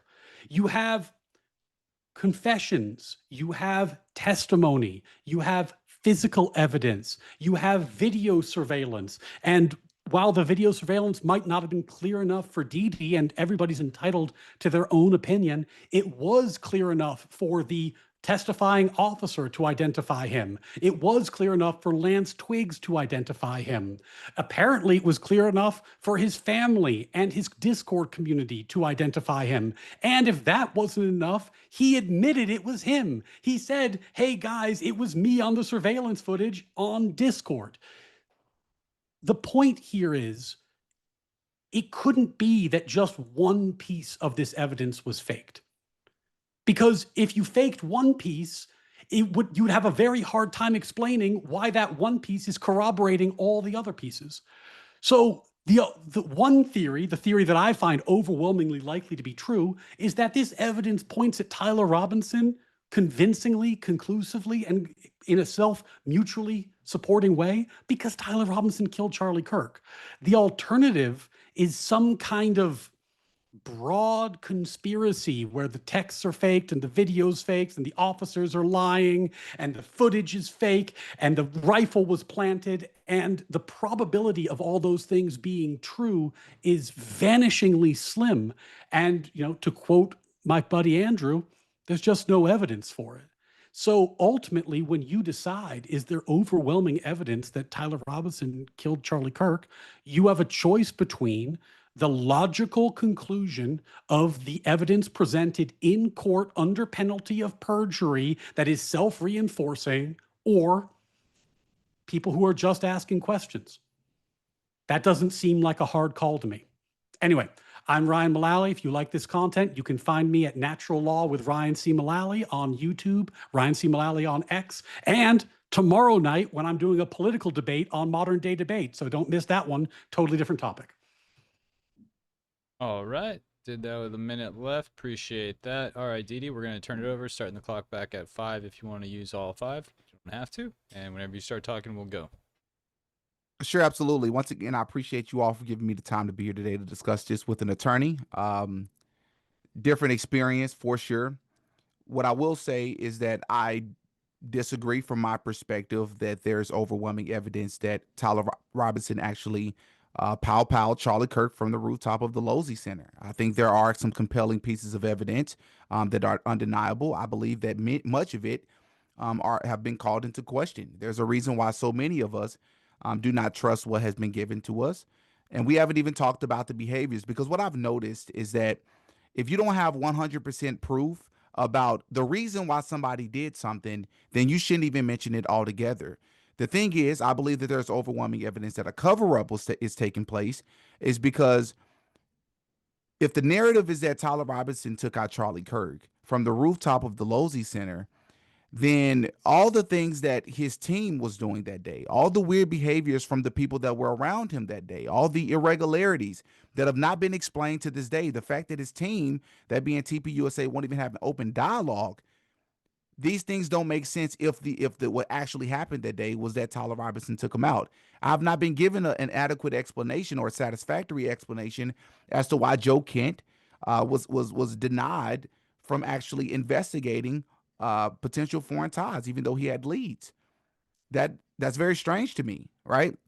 And typically what you'll hear people say is that, yeah, that's all you have, is that you can call something strange or weird. It's about feels and vibes. No, it's not, right?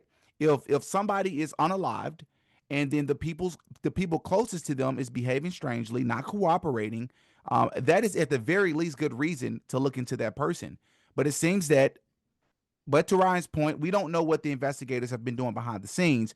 But as far as the public is concerned, it does not appear that anybody else has been seriously considered, or any other theory has been seriously considered, once again, based on the limited information that we do have. All right. So when we're speaking about evidence, but you cannot point to a single photo, a single video footage that clearly, even the police station footage doesn't clearly show Tyler. Yes, I admit it's not hard for me to admit, because I come in good faith, that some of these images do look like the build of Tyler. When you say he had a rifle stuffed down his pants, we can see the footage. We don't see a bulge in his pants outside of his phone. Where's the rifle? When he get onto the roof, he's up there apparently for 32 minutes. How come we don't have footage of him actually taking the shot? Where is it? Why isn't it clear that it's Tyler Robinson on the roof? How come when he jumped off the roof, we slowed the footage down, the same footage that we've all seen on the internet, that could potentially be doctored? What looks to be like some sort of bag or some sort of towel, whatever this dark colored fabric item he had in his hand, literally bends and curls. That's not a rifle. So where's the rifle? That's what we're asking. All right. So with that, I did concede many times in this interview or in this conversation. Ryan made some great points.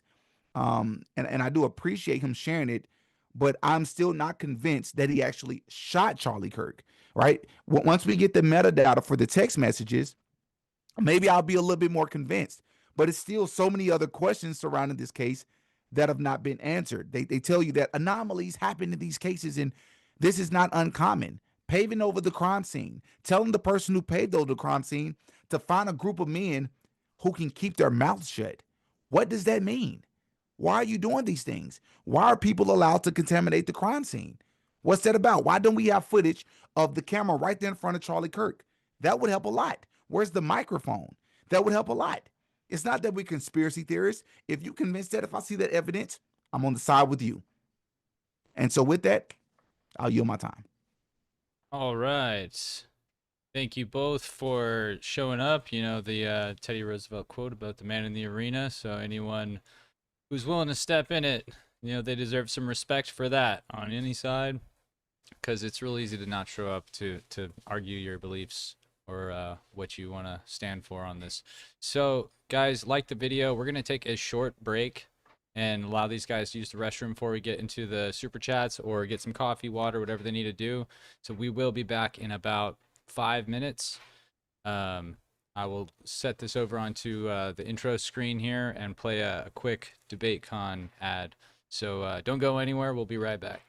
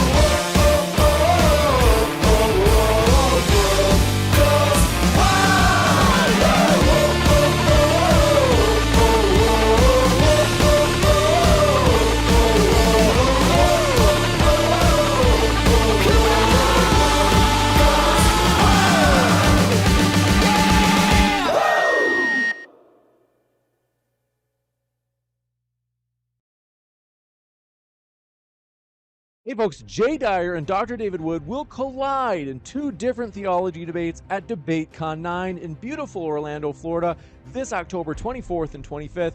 And Jay Dyer will also face off against Dr. Javad Hashmi for a third debate in the conference. Grab tickets now, as this action-packed theology conference is coming fast. You don't want to miss it.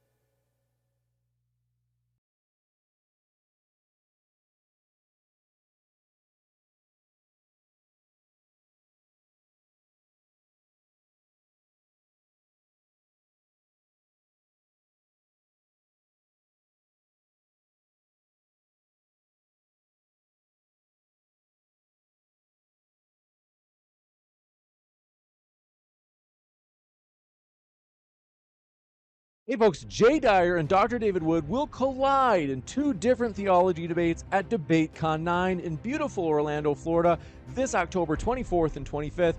And Jay Dyer will also face off against Dr. Javad Hashmi for a third debate in the conference. Grab tickets now as this action-packed theology conference is coming fast. You don't want to miss it. All right, guys. I hope you got your tickets to DebateCon 9 while we were waiting. We are going to do the super chats now. We got quite a bit to go over, so like I said, gentlemen, let's give a little more time to the bigger ones, and then Let's buckle in. We'll shoot through some of the smaller ones, still giving great answers though. All right, first up, we got. I'm gonna read DPG things again because it was 50. He said, "Good to see you, Mike." Jungle F says, "W Mike, W Ryan, L Candy Sloppist." Appreciate your 50. Next up, we got quick read from the Final Word membership. Matt Dillmonkey. Valhalla STD shooting, a steel plate in a cow's neck doesn't negate the medical literature, and that a 30-06 can fragment and be retained in a body, or the medical report. Green Beret does not equal forensic expert. Yeah, there's been a lot of discussion about the 30-06, and this was something I thought was helpfully cleared up at the preliminary hearing because a lot of people, and I'm not like a gun expert, but a lot of people said that a 30-06 full metal jacket would go through and through almost certainly. But then when we saw the bullets, they were 30-06 soft points. And 30-06 soft points fragment. They're designed to fragment and deform when they hit a target. And then the other thing that came out recently was that the medical examiner, we hadn't seen her report, but the prosecution summarized and quoted her report in a recent filing, which confirmed that the bullets not only hit the bullet hit Charlie's spine, but it fragmented when it did it, which is exactly what would happen to a 30-06 soft point were it to get stopped by the bone and not go through and through. So helpfully, as the evidence came in, that particular issue was clarified. But why? Just real fast, I'm just curious about that because I'm no gun expert myself. But there are so many people who knew about this very thing that we just stated. They knew it was a soft point, and they still hold the position that what we saw take place with Charlie Kirk would not have taken place the way that we saw it. That's what makes a lot of us so confused about what's happening with this case. They're confusing probability and possibility, right? Like based on the literature that I've seen, and it sounds like there being an exit wound is the more likely thing to happen. Like let's say that there's an exit wound 2/3 of the time, or 60% of the time, or something like this. But that still means that 1/3 of the time, or 40% of the time, there is no exit wound. So the way I explain it is it's like, if you roll a die and you get a 6, how you can't be that shocked that you got a 6 when you rolled the die, right? Like, is it the most likely outcome? No, but it's still within the realm of possibility and probability for a one-time occurrence. So sorry. That's kind of how I view that. I was going to say, Matt Dillmonkey sent a follow-up $10 super chat. It said, normal forensic evidence limits doesn't throw out the evidences. Mixed sample alone can cause degradation and stronger presence of older DNA without wiping or gloves. Yeah, we didn't get into degradation today, but one of the points of confusion. There are so many things we didn't get to actually talk about. but degradation is, and Candace, by the way, admitted this in the debate. So I think hopefully this is put to bed. Yeah, it's nothing to do with time. So when people say like the degradation shows that he didn't touch it last, that's just not right. But that's not what's in question, just real fast. And I know we didn't get into it, but the biggest question is just that it's not about how long it was on the gun. It's about how much of it was on the gun. But that's another discussion because I understand that there are possible explanations for that as well. So we can discuss that another time. Yeah, we didn't get into the DNA, so that'd be like a whole other segment of the debate. He sent last $10 here. He might have sent more, but I'm not sure. That's just kind of in order. This one says, Didi, do you think that imperfect surveillance videos aren't verified by witnesses and forensics in millions of murder cases? Go blast a gas station clerk and say, that video blurry. See how that works. Well, yes, that's a very good point. But just so we're not missing the point that I'm making overall is a lot of us are finding it very strange that there isn't one clear one. Like, just give us a clear one. All these different images. It's not like we're talking about one photo. I get it. I'll take it. I'll accept it. But there are so many of these, and they tell you, nope, believe that that's him based on these other pieces. And so many people are struggling to do that, partially because, again, they're not in a court of law for a living. So they don't know what to compare it to. Yeah. We do have 10 coming in from Pix Paradox and Big Mike putting in the good work this week. Thank you. Next up, we got 20 from Morehead64. DD, how do you think crimes were solved before body cams or CCTV footage was available? Do you think each piece of evidence by itself has to be 100% proof to convict, or it isn't usable? Can you explain the evidence standard? Well, what I can say to you is just because they did something before in the past doesn't mean that they always got the right person. Right. Yeah. So I think that what happens is that people mistakenly argue that if one piece of evidence isn't the smoking gun, that there can be no evidence. And I'm not, by the way, claiming, DD, that you were doing this as like a tactic or anything. But what people tend to do is that they want to hyperfixate on a potential challenge to one piece of evidence that I'd call a low probability challenge, and not look at the bigger picture. And, for example, like if the text messages were faked, then you'd also have to believe the rifle was planted because the text message referenced the rifle. And then you'd also have to believe that they faked the car coming back because the car coming back was referenced in the text messages. So again, the reason I was focusing on the bigger picture and the corroboration of the evidence is I think that goes to show how clear this actually is and the level of unlikely, improbable, and unproven conspiracy that would be required for the alternative hypothesis. But why are so many people convinced? Like that's the part that's still, I'm not really hearing that part being answered, because if it was as cut and dry as you're stating, Ryan, so many more people would be convinced. Why aren't they? Well, because it's the same reason why if you go, like, I don't know if you're old enough to have seen this, but like if you go to like a grocery store and you're like, man, why are more people buying the National Enquirer than buying like the New York Times? The answer is National Enquirer is more fun.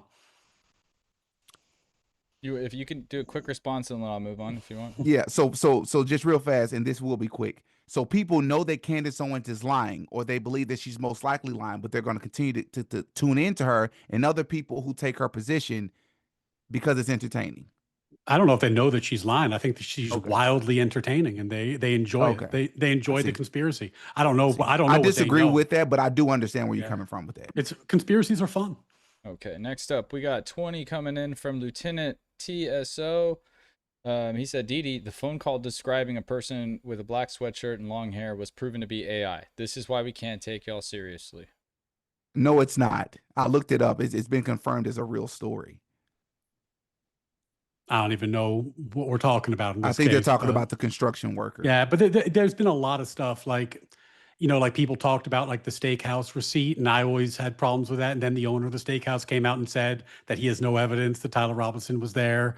So it's like, like there's the problem with all these internet stories is that, like they pop up, they get disproven, and then, just kind of like they fade back into the distance, and, people aren't really held to account for them necessarily. I see. And I agree that happens, that takes place, but I have to look into that. If you notice, I didn't mention this, we didn't get to the steakhouse story, but I did read an article right before we got on that talks about this quote from this supposed restaurant owner that actually confirmed that he feels like he saw Tyler Robinson. Well, on July 18th, the Cowboy Smokehouse Steakhouse issued an official statement that says, based on the information currently available to us, we have no evidence establishing whether Tyler Robinson was at our restaurant around September 10th, 2025. We have responded truthfully to those who have questioned us based on the information available to us at the time. We have fully cooperated and will continue to cooperate with the authorities conducting this investigation. Because this is an active matter, we cannot and will not comment further.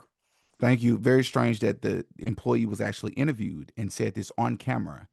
But I guess we can't trust it either because it's on the internet. Like, how do we reconcile that? Well, it's pretty easy to reconcile. They have a receipt. We have never seen the full credit card number or the name on the receipt. But if the owner of the restaurant wanted to figure out whose receipt that was, it'd be very easy for him to do it because he's the merchant. He ran the credit card. So when he says we have no evidence, he's perfectly positioned to find out whose credit card that was, but he has no evidence. Because he has no evidence. If that was Tyler Robinson's receipt, he'd have evidence. All right. Next up, we got 20 coming in from Andrew Thrasher. He says, "Good evening, MDD. Former senior airman Andrew Thrasher, just another leftist lunatic, LL, trying to convince us that another LL didn't take CK from us. You LLs won't win. Stop destroying our country from within. N1SB." Not one step back, brother. Andrew Thrasher? What? Somebody somebody translate that to me. What did he call me a leftist? That was the implication there. I'm not a leftist. Nothing about me is progressive. Like just saying things. What makes me a leftist? Andrew No, Thrasher, let us know.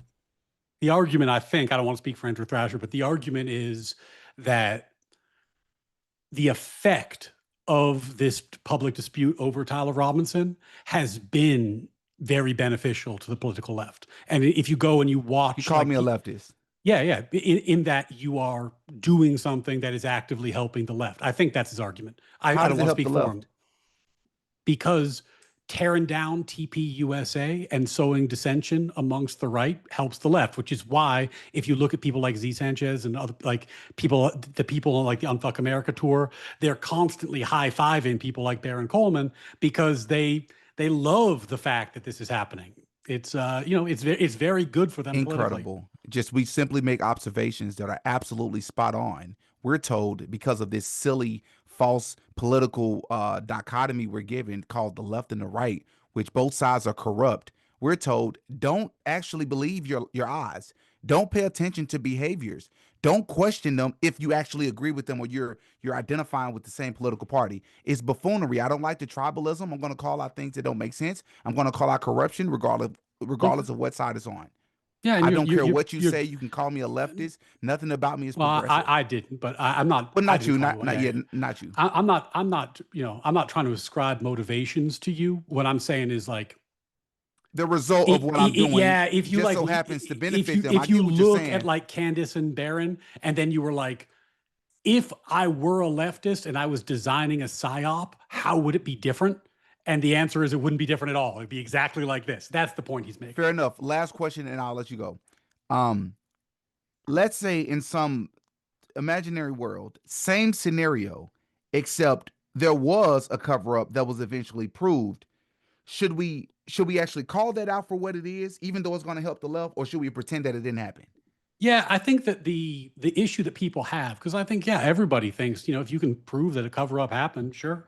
I think the issue people have is that, and again, I don't want to cast aspersions at you, so I'm just going to say this in general about the people I've spoken with about on this topic. They seem immune to the evidence, meaning that no matter how much evidence is presented, they still feel like, well, I got questions. But then you tell them something like, did you know there was a drone there? They're like, holy shit, a drone.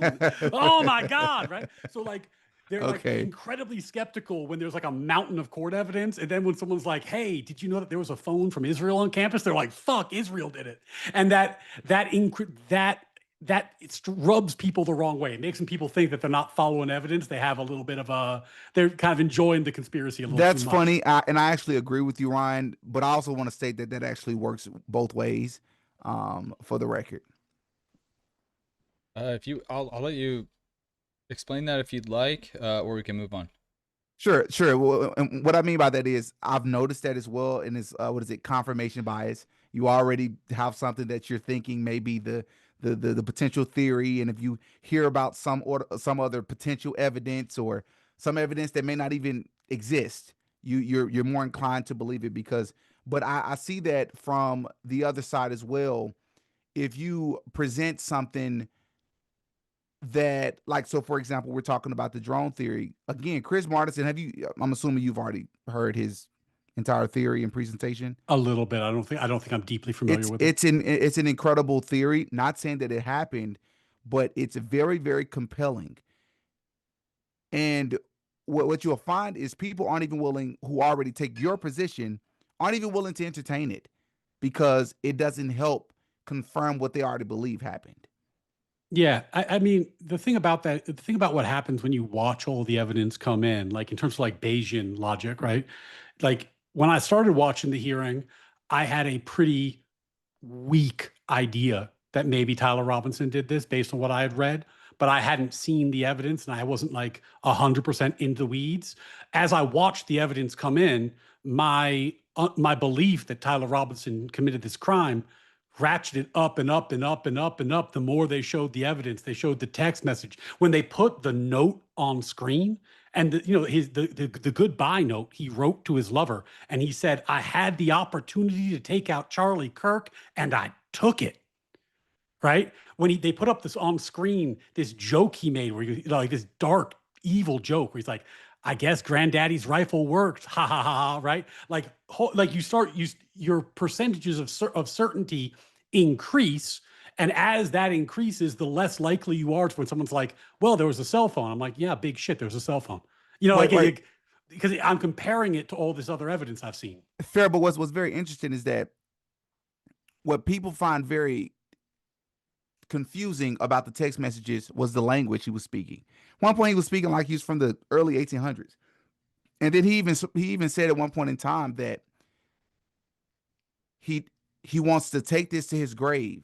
Mm-hmm. But then he's also going to later explain everything in great detail, like every granular detail that needs to be said so it can make it absolutely clear that it was him that did it. And there's no question that anybody else, there's no question that he did it, and it alleviates everybody else. That's what people look at as suspicious. Hard to believe that a person would do that. Yes, that's not evidence that it's fake. Yeah. But the point is, that's what increases skepticism. Anybody that pretends that doesn't lead to skepticism, I don't think he's been objective. Well, I guess what I mean is when you see somebody with all this evidence, right? And then at the end of the evidence chain, they have a confession where they just said, "I did it." This isn't like a case where it's tough to figure these things out, right? Like the evidence is overwhelming. There's so much of it. And then he just says, "I did it." He just confesses a bunch of times. And, when you're looking at different court cases, there's a lot of cases where the murderer never confesses, right? Like a confession's a big piece of evidence, having his rifle on the scene's a big piece of evidence, having all the details confirmed, that's a big piece of evidence. And then you're like, well, maybe he wrote it in a weird way. I'm like, well, I don't know, maybe. All right, we're going to move on here, Ryan.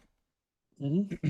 Go ahead. Yep, Alan Zaitlin Music sent 20. He says, "DD, with no evidence, you did a stream claiming Charlie Kirk is alive. Would you be willing to take a lie detector test as to whether you think he is alive?" I would take a lie detector test, and I don't have to. I've never in life stated that Charlie Kirk is alive. I've entertained the theory and how compelling it is behind the theory that Charlie Kirk is alive. Don't lie about something that I've said. All right. That was the title of the stream, though? Say I it didn't again? see it. That was the title of the stream? No. The title of the stream is like Said you did a entertaining stream. the Charlie Kirk is alive theory. Something Oh, like okay. that. Yeah. All right. I didn't see it, so I have nothing to say about it. Appreciate you. Which I'll have a conversation about that as well. I don't know. Mhm. The person said it as if it was a gotcha. Sorry. Yeah, is he going to actually administer the lie detecting test? Not everyone's got one of those laying around. Hey. Look, I'm not telling Didi how to do his content, but if you guys donate, get Didi a lie detector, that sounds like a winning video to me. Like, I think that video does numbers. So, Could be a good stream week if every day you detected somebody. I'll say this Different just guess? real fast. It'll be very just watch the video. It's an interesting video. All right, up next we got some $10 super chats. We'll go through these. We got Rachel Wilson for 10. The different exhaust pipe claim has also already been debunked. You keep citing things that people have already disproven, which is why no one takes you seriously, DD. Rachel is she has a very nasty mouth like Andrew. So I'm not even gonna engage. All I'll say is it hasn't been debunked. The person that tried to debunk it has someone to debunk them. Yeah, I mean, I think we went over this, but I'll just say the same thing I've been saying, which is if there were compelling evidence that the prosecution was lying and these things were faked, I have certainty that the defense team would have done something with that information, and they did not. Now, from that, you could draw a number of conclusions, but the most likely one is it wasn't faked, and the law enforcement officers weren't lying.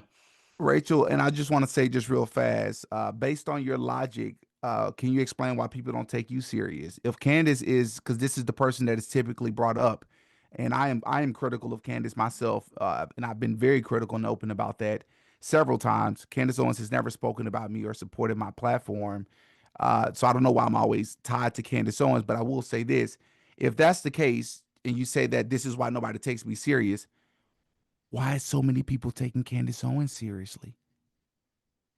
Exactly, you have no answer for that. I'll look for her comment if she responds. Yeah. Alan Zaitlin Music sent another 10. Thank you, Alan.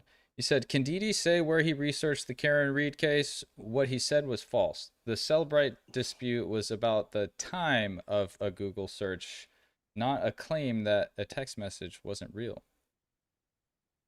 That's not what I stated that. Well, to answer your first question, I looked it up. I looked up the actual court case on Google, and I read through the details of it pertaining to the Celebrite extraction evidence, and it talks about a 2:27 a.m. It talks about a Google search, and it talks about a text message.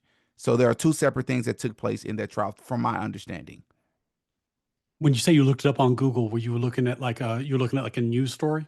The document, like I read through the actual. You looked at the court document? Yeah, I looked at parts of it. Yeah. Okay. It was like an opinion, an order. Like, what was it?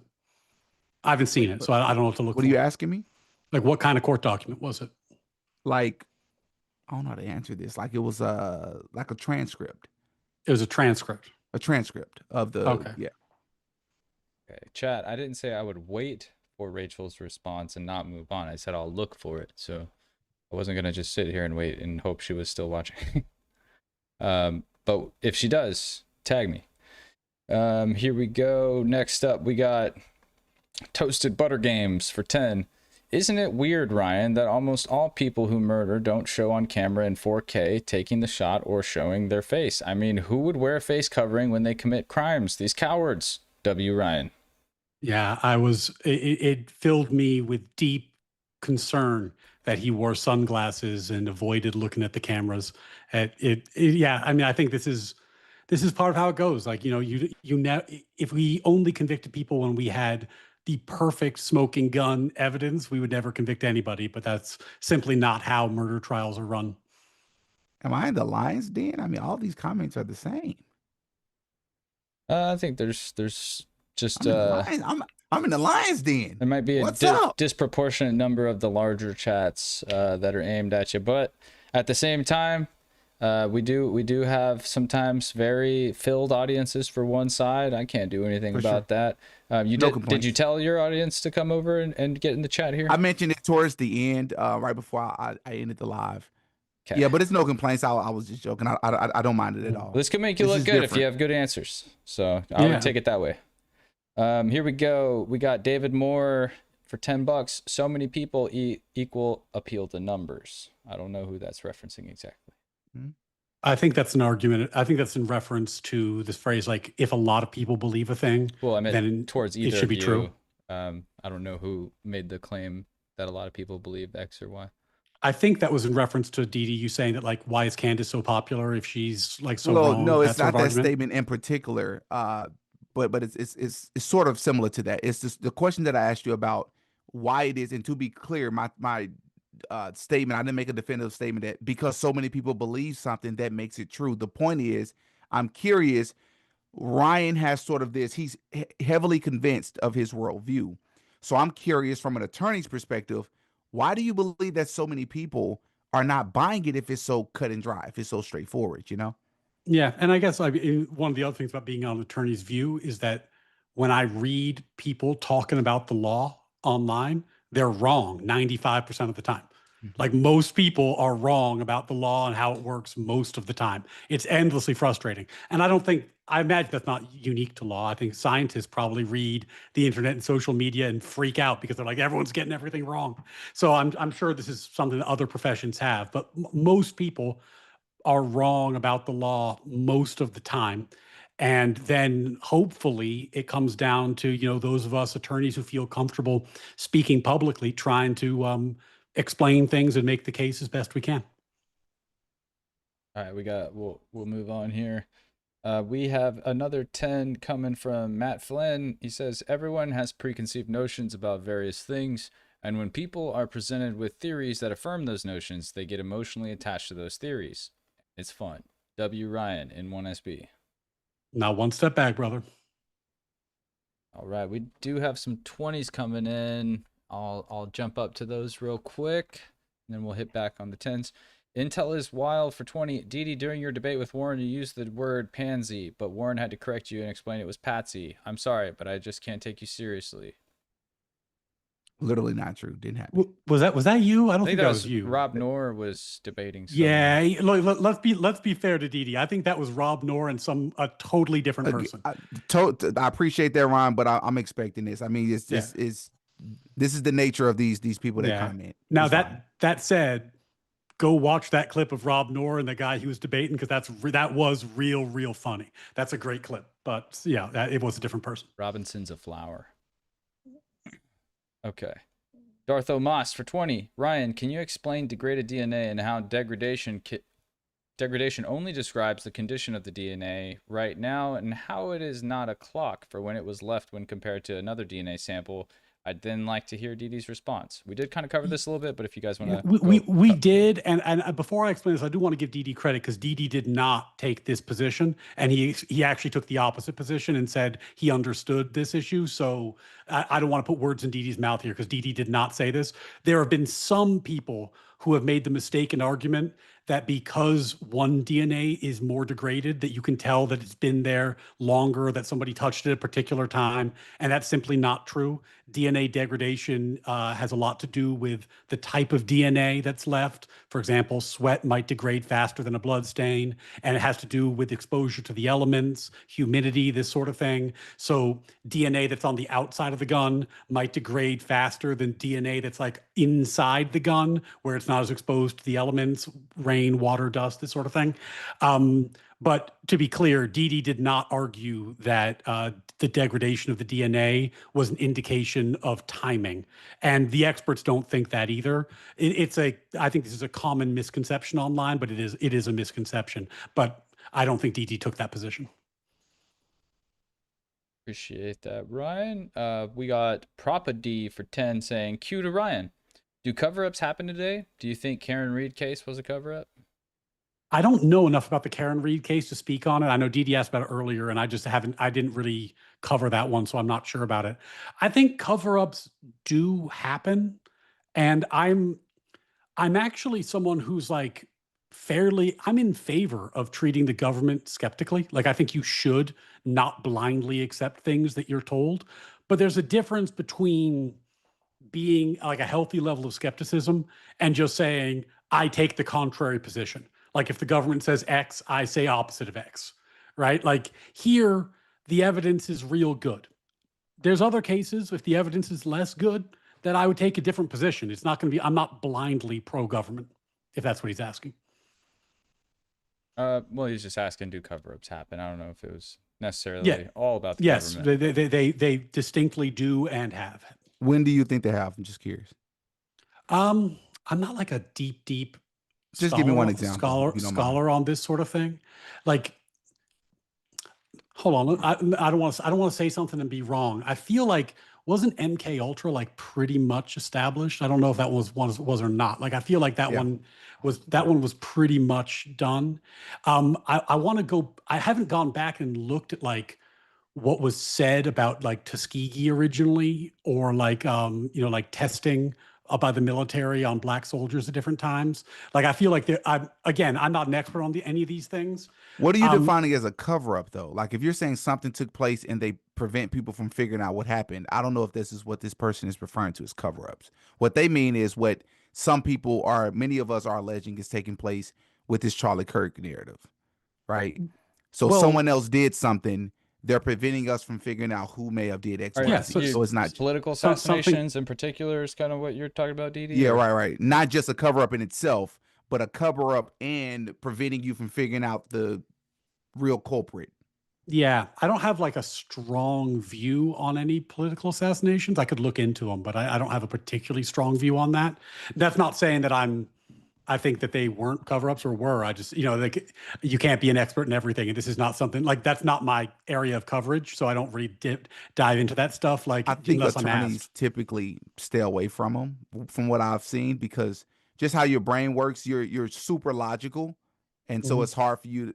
Typically, what I've experienced with attorneys, they are the ones who are probably not so much leaning into those things, and they're quicker to call them conspiracy theories. Well, and also, like if you think about like how you spend your time, like, I got a busy law practice, I got a social media presence, I got 2 kids, I got a third on the way. Like, I'm not investigating conspiracy theories unless I have a reason to. You know what I'm saying? Like, not if you ask me about a Supreme Court case, I probably have an opinion because I was covering it. Fair enough. All right, I got another 5 minutes. I have to go.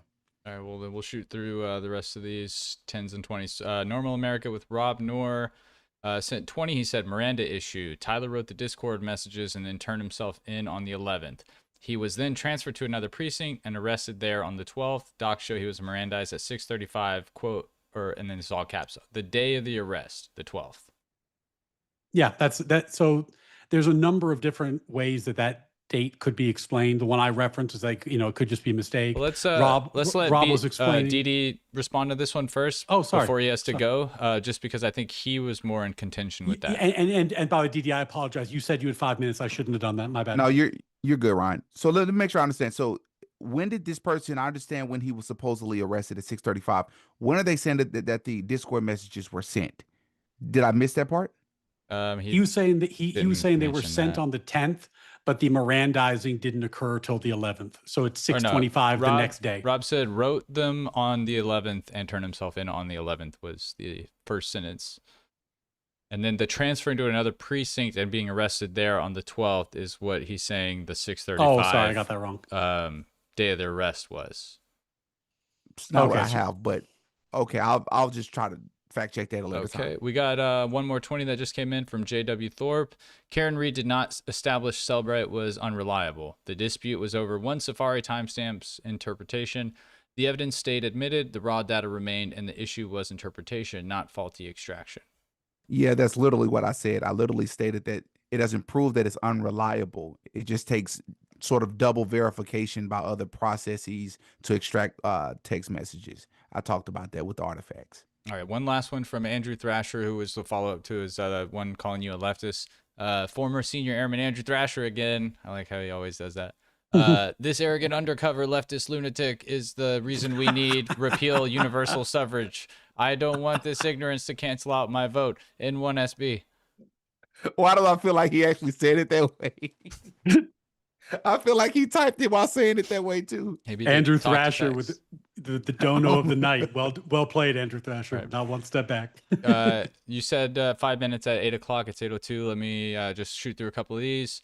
Shmuel Sperling sends 30 shekels. Thanks for all the shekels last night, Shmuel. Shmuel.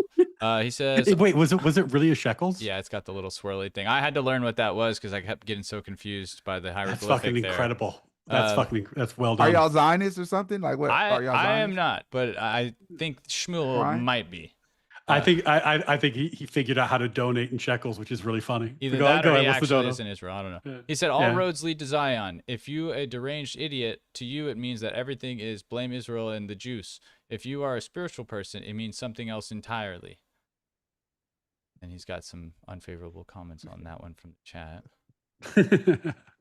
All right, so we got, those are our the 20s, and I think 30 shekels equates to like 15 or something. I'm not sure.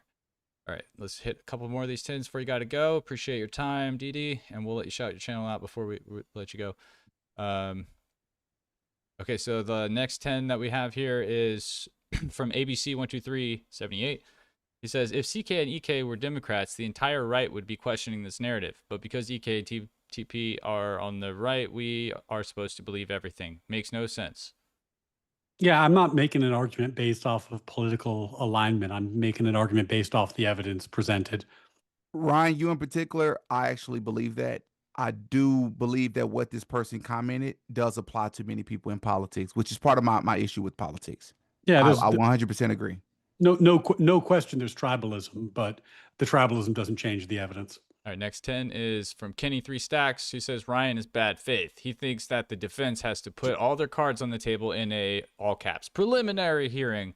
That's not the point here or there. Utah allows hearsay, which isn't even admissible in court.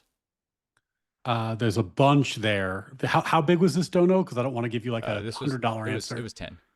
There's a 10? Okay, there's a bunch there. They are not required to put everything on the table, but there's certain types of things, like if they could prove that they were fake in text messages or pictures, that they would put on the table just as a matter of protecting their client. Not hearsay is allowed. Reliable hearsay is allowed per the Utah State Constitution, and not everything introduced was hearsay. For example, the confessions are not hearsay. We'll let you respond, Didi, and then we'll shout your channel out, tell people where to find you.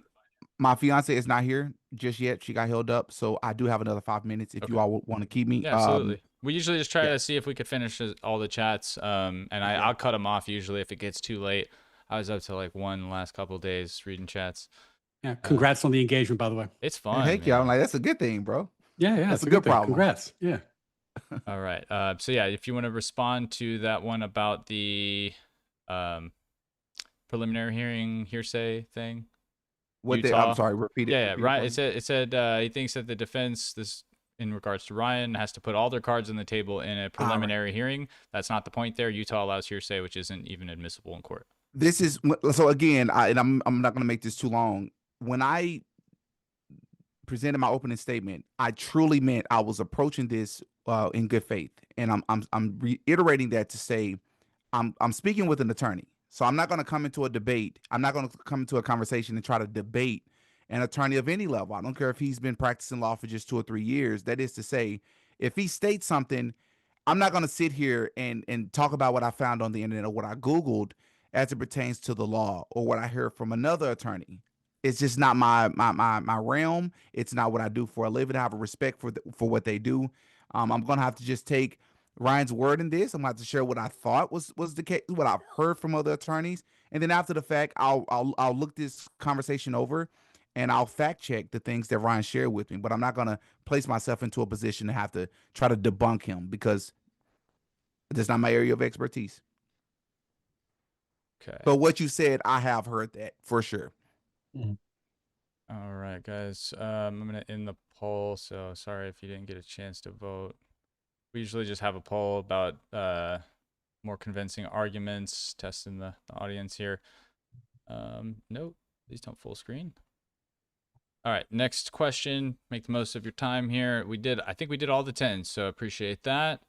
And we'll go up here, hit some of these 5s real quick. Big League Drew for 5 says prediction. Neither side has evidence compelling beyond reasonable doubt. This is something that people say all the time, and I think I'm ascribing good faith. So I'm going to ascribe good faith and just say it's a misunderstanding. Nobody who's taken this seriously is going to argue that the prosecution has established proof beyond a reasonable doubt at this phase. That's what trial's for. And at trial, they can't use hearsay, reliable hearsay in the same way. At trial, they would have to call in a bunch of witnesses. A bunch of stuff is going to happen at trial. So what we're talking about is that we saw evidence and we were convinced by it. But I don't think, I hope that nobody's out there saying that beyond a reasonable doubt has already been proven, because that's just not what preliminary hearings are for. It's just, so in good faith, I don't think that's the position one could take. All right, Didi, you want to respond to that one? Yeah, what I've been hearing, part of the reason people have been stating this is because we have your Andrew Wilson's of the world, Warren Smith, maybe you're in the same category, Ryan, where people state that they're only 75 or 85% convinced, and that's not overwhelming. You can't put a man to death because of that. I've since looked into it, and again, I'm approaching this in good faith. I understand that 2 things can be true at the same time. You can be only 85% convinced, while believing that there's overwhelming evidence, but also stating that there is not evidence beyond a reasonable doubt, having faith that may be presented in the court of law when the trial actually starts. I do understand that argument, and I also understand why people believe that if you're only 75% convinced. I think what they're doing is they're taking that percentage and they're stating, well, if the jury is only, or if the judge is only 75% convinced, you can't put a man to death. I understand where they're coming from, but 2 things can be true at the same time. Yeah, exactly. And I think that part of it is like a little bit of a semantic trick because they'll say like, well, you can't put someone to death for overwhelming evidence. It has to be beyond a reasonable doubt. And I'll say, yeah, that's right. Because no one's trying to put him to death right now, right? Like to go to trial, there needs to be there just needs to be probable cause, which is a very low standard. You and me are talking about overwhelming, meaning like, am I convinced? Do I Right. feel like it's very likely? And then like, can you put But him to death is beyond a reasonable doubt. It's a different standard for each thing. and it's a different conversation. But what I'll say is the only reason I had that response just now, the way that I did, outside of just me just being an honest person, Mm. is because Ryan, I do believe that being that you're an attorney, you did delve with the case and knew the case a lot more than the average person. What you'll find with a lot of these people, who are a lot of them are just tribalists, they aren't even following the case very heavy themselves. They just like the person that's defending a certain position, is they don't actually know the case themselves. Right. I'm not an attorney, but I truly care. I've been reading the charging documents. I watched the preliminary hearing. It's so much information that's taking place and being shared, which is why we weren't able to get to a plethora of different things today. But what I'll say is, my issue is when a person is not familiar with the majority of the case, but still will try to argue that they're convinced about X, Y, and Z taking place is disingenuous to me. No, but that goes both ways, right? I agree. Like there's definitely people who have no idea what they're talking about. I agree. Okay. All right, Big League Fair sent enough. another one. Big League Drew, thank you. He sent 5. He said, "Will the speakers please disclose if either was paid $300K for this appearance?" No, but DD promised me 300K. So, I checks in the mail, I'm guessing. Nah, that's funny. But I did ask a question earlier because people tend to want to know. I don't know. Are you a Zionist, Ryan? I don't even know what you mean by that question. Do you not know what Like, Zionist mean? well, people use it in a lot of different ways. Like, do I think the country of Israel has the right to exist? And if so, if that's what you're asking me, what does that have to do with our debate? Okay. Big League Drew sent another 5. That answers the question. He said, "We've all seen the footage. It's filmed on a potato. You can barely see anything."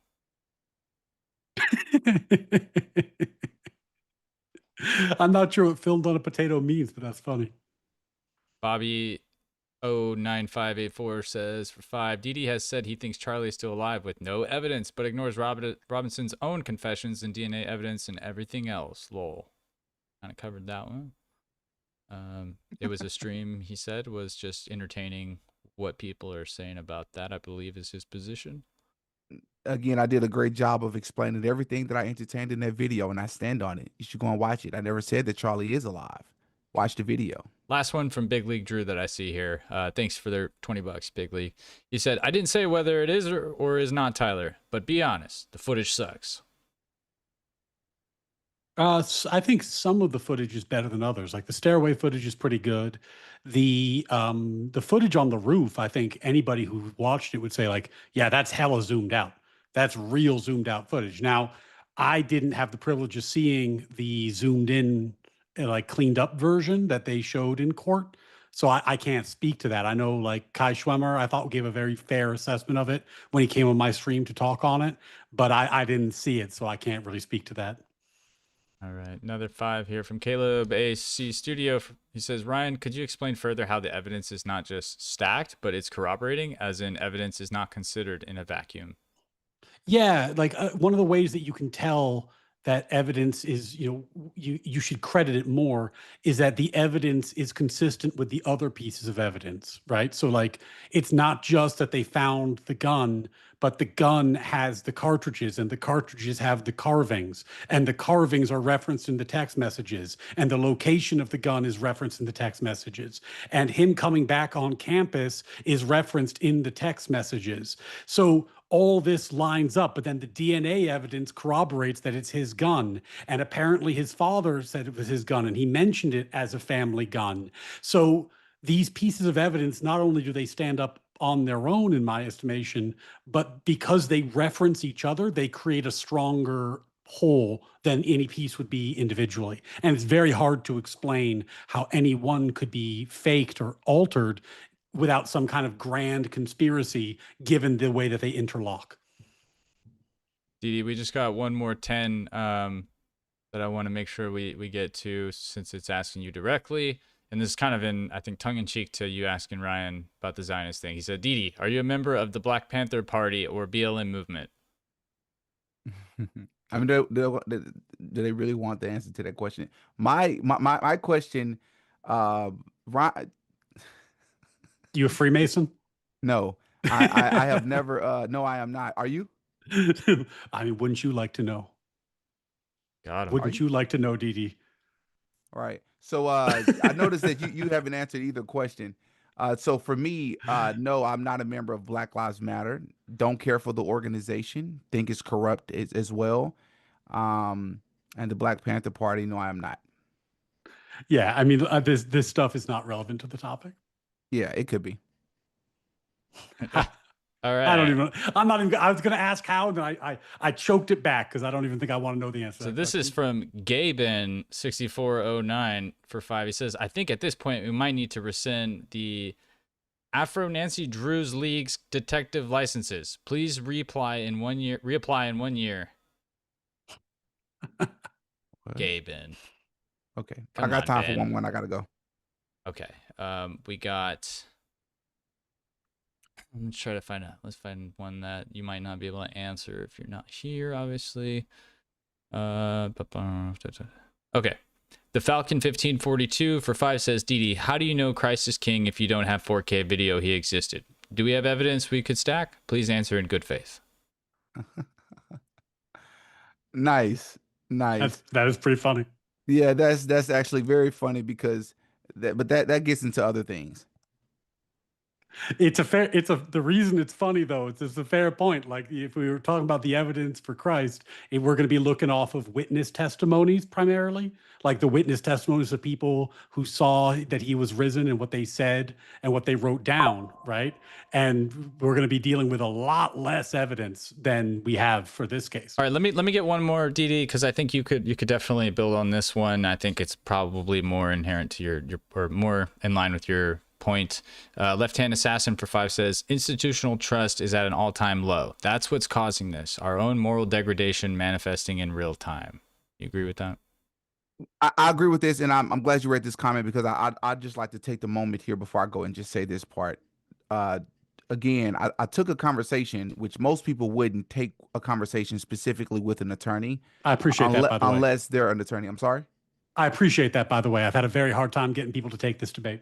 Yeah, because I truly care about this case, right?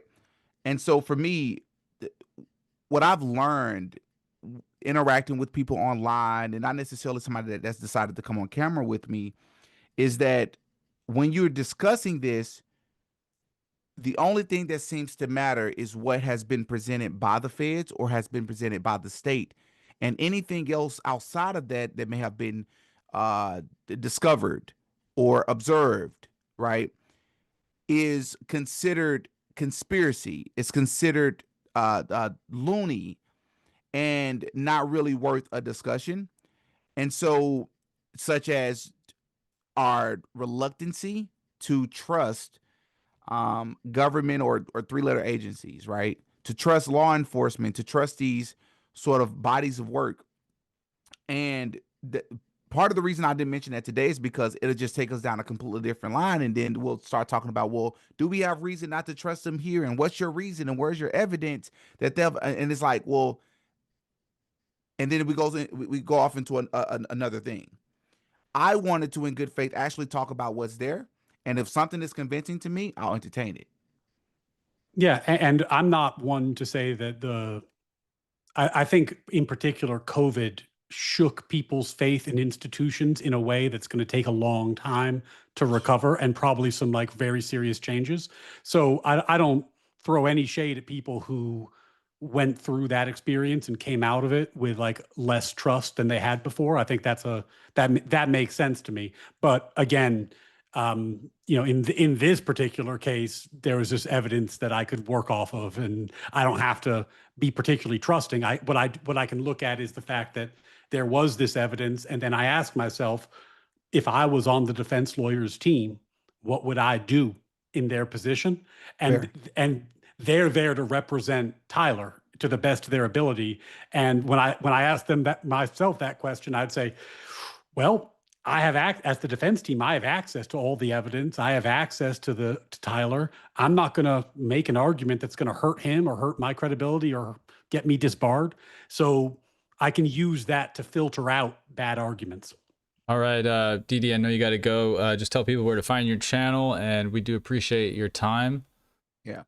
My name is Demetrius. I go by DD. I am the host of the DDGotAPodcast show. You can primarily find it on YouTube. Appreciate the time. I do believe that this was a good faith argument on both sides. Ryan could have approached this conversation in a more aggressive manner to sort of debunk every single theory or argument that's coming from every which angle. And he chose not to do that, and instead he decided to have a dialogue with me, which is exactly what I wanted. And I appreciate the time from both of you. Yeah, absolutely. And sorry, you did shout your channel out specifically? I did. Okay, cool. Yeah. Just making sure. I just heard the name part, and then I got lost making sure I read these chats. Because we're going to keep going here, guys. We're going to try to get through the rest of these 5s and a couple of the 2s. So, DD, thank you for joining us. And when you sign off... I appreciate you taking the time, DD. I'm going to swap over here. I haven't been on Zoom in forever. I don't even know how to get off of here. Yeah, it'll just be end at the bottom You're right. stuck here forever.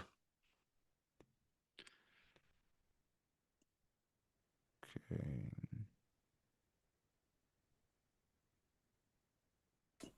All right. Let me see if I can rearrange this real quick. Put us side by side. Oh, that just changed it upside down. All right, that'll just have to work. Yeah. It's just only lets me go that way. No worries.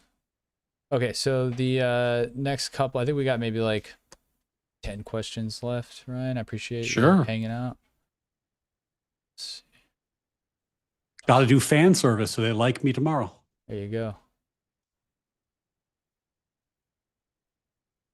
Okay. We're in there like swimwear. Up next, we got... I skipped over a couple so that we can try to get those last ones. All right, Nazir for 2 says Charlie Kirk is with Tupac in Puerto Rico. Doesn't need a response, really. Odds are very low. Fact X Fiction for 5 says, according to Ryan, it's a miraculous one-time wonder. DD1. The game is reasonable doubt, not miracles, Ryan. I would never hire Ryan to defend me. This is the kind of guy who rolls, when he rolls a 6-sided die and it comes up a 6, goes, it's a miracle. That's how probabilities work.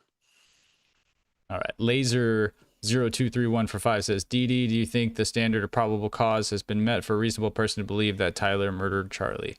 I'm going to read that one just in case he wants to, since he's putting this video up on his channel later, he might be able to clip in response to some of those for you guys.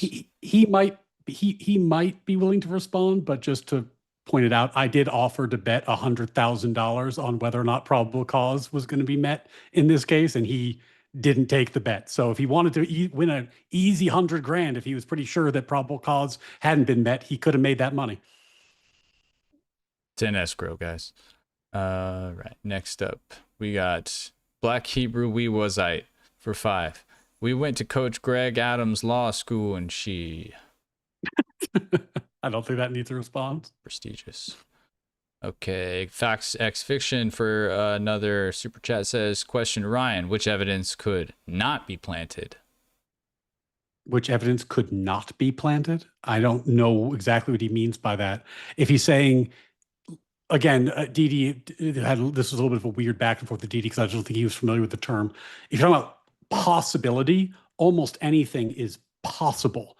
But we're talking about probability. The odds that these were planted is vanishingly slim. Matt Dillamonkey sent another 5. Thanks for all the super chats. That's a really funny name, Matt Dillamonkey. Yeah, no idea who he's talking about with that name. Ryan. Could be anyone. No one can be or ever was convicted without a 4K selfie stick and a 4K GoPro recording the murder. Duh. That's true. Everybody who was ever convicted of a crime in the 1800s, they should all go free with a time machine. Workademic sent $2 says, is Cellbrite a U.S. company? I do not believe so. Wilson Garcia for 2 says, better debate than Candace and Andrews. Oh, Hey, I do what I can. that is probably the most watched debate in the world to date. So Well, it's hard to argue with the number of eyeballs that debate got. Jim M. Bambina for 5 says, my understanding of preliminary hearing is judge cannot weigh any evidence, but only see if there's enough evidence by prosecutors to take to trial. Yeah, that's what he can't weigh is competing inferences. So if for example you had evidence that showed that it was possible or reasonable to believe that Tyler Robinson did it, and then you had evidence that made it reasonable to believe that someone else did it, he couldn't pick between those two possibilities. He just sends it to trial if it's reasonable to believe that Tyler Robinson did it. That's different though than, for example, evidence that the government was faking the evidence, because that would lead to all sorts of collateral consequences, like the police having to recant their testimony, the whole case being unwound, possibly police officers going to jail for perjury, this sort of thing, which would be a very different situation. One more from Matt Dillmonkey for 5. He says, if Israel's track record is motive, what about the current left bragging, advocating violence, and leftism back to the French and commie? Okay, that doesn't exactly make sense. I think what he's getting at what is about? It's more just like what aboutism there, Sam. Well, what about the left currently bragging, advocating violence and leftism? Back to the French and commie revolutions? I think what he's getting at is that motivation is maybe enough to warrant like inquiry, but it's not enough to be like serious evidence in and of itself, because lots of people had a motivation that could have led to wanting Charlie Kirk dead. And, you can imagine all sorts of leftist organizations having that motivation. People talk about Israel. Hell, you could say, look, who's made more money since this happened than Candace Owens? Does that mean that Candace Owens was involved?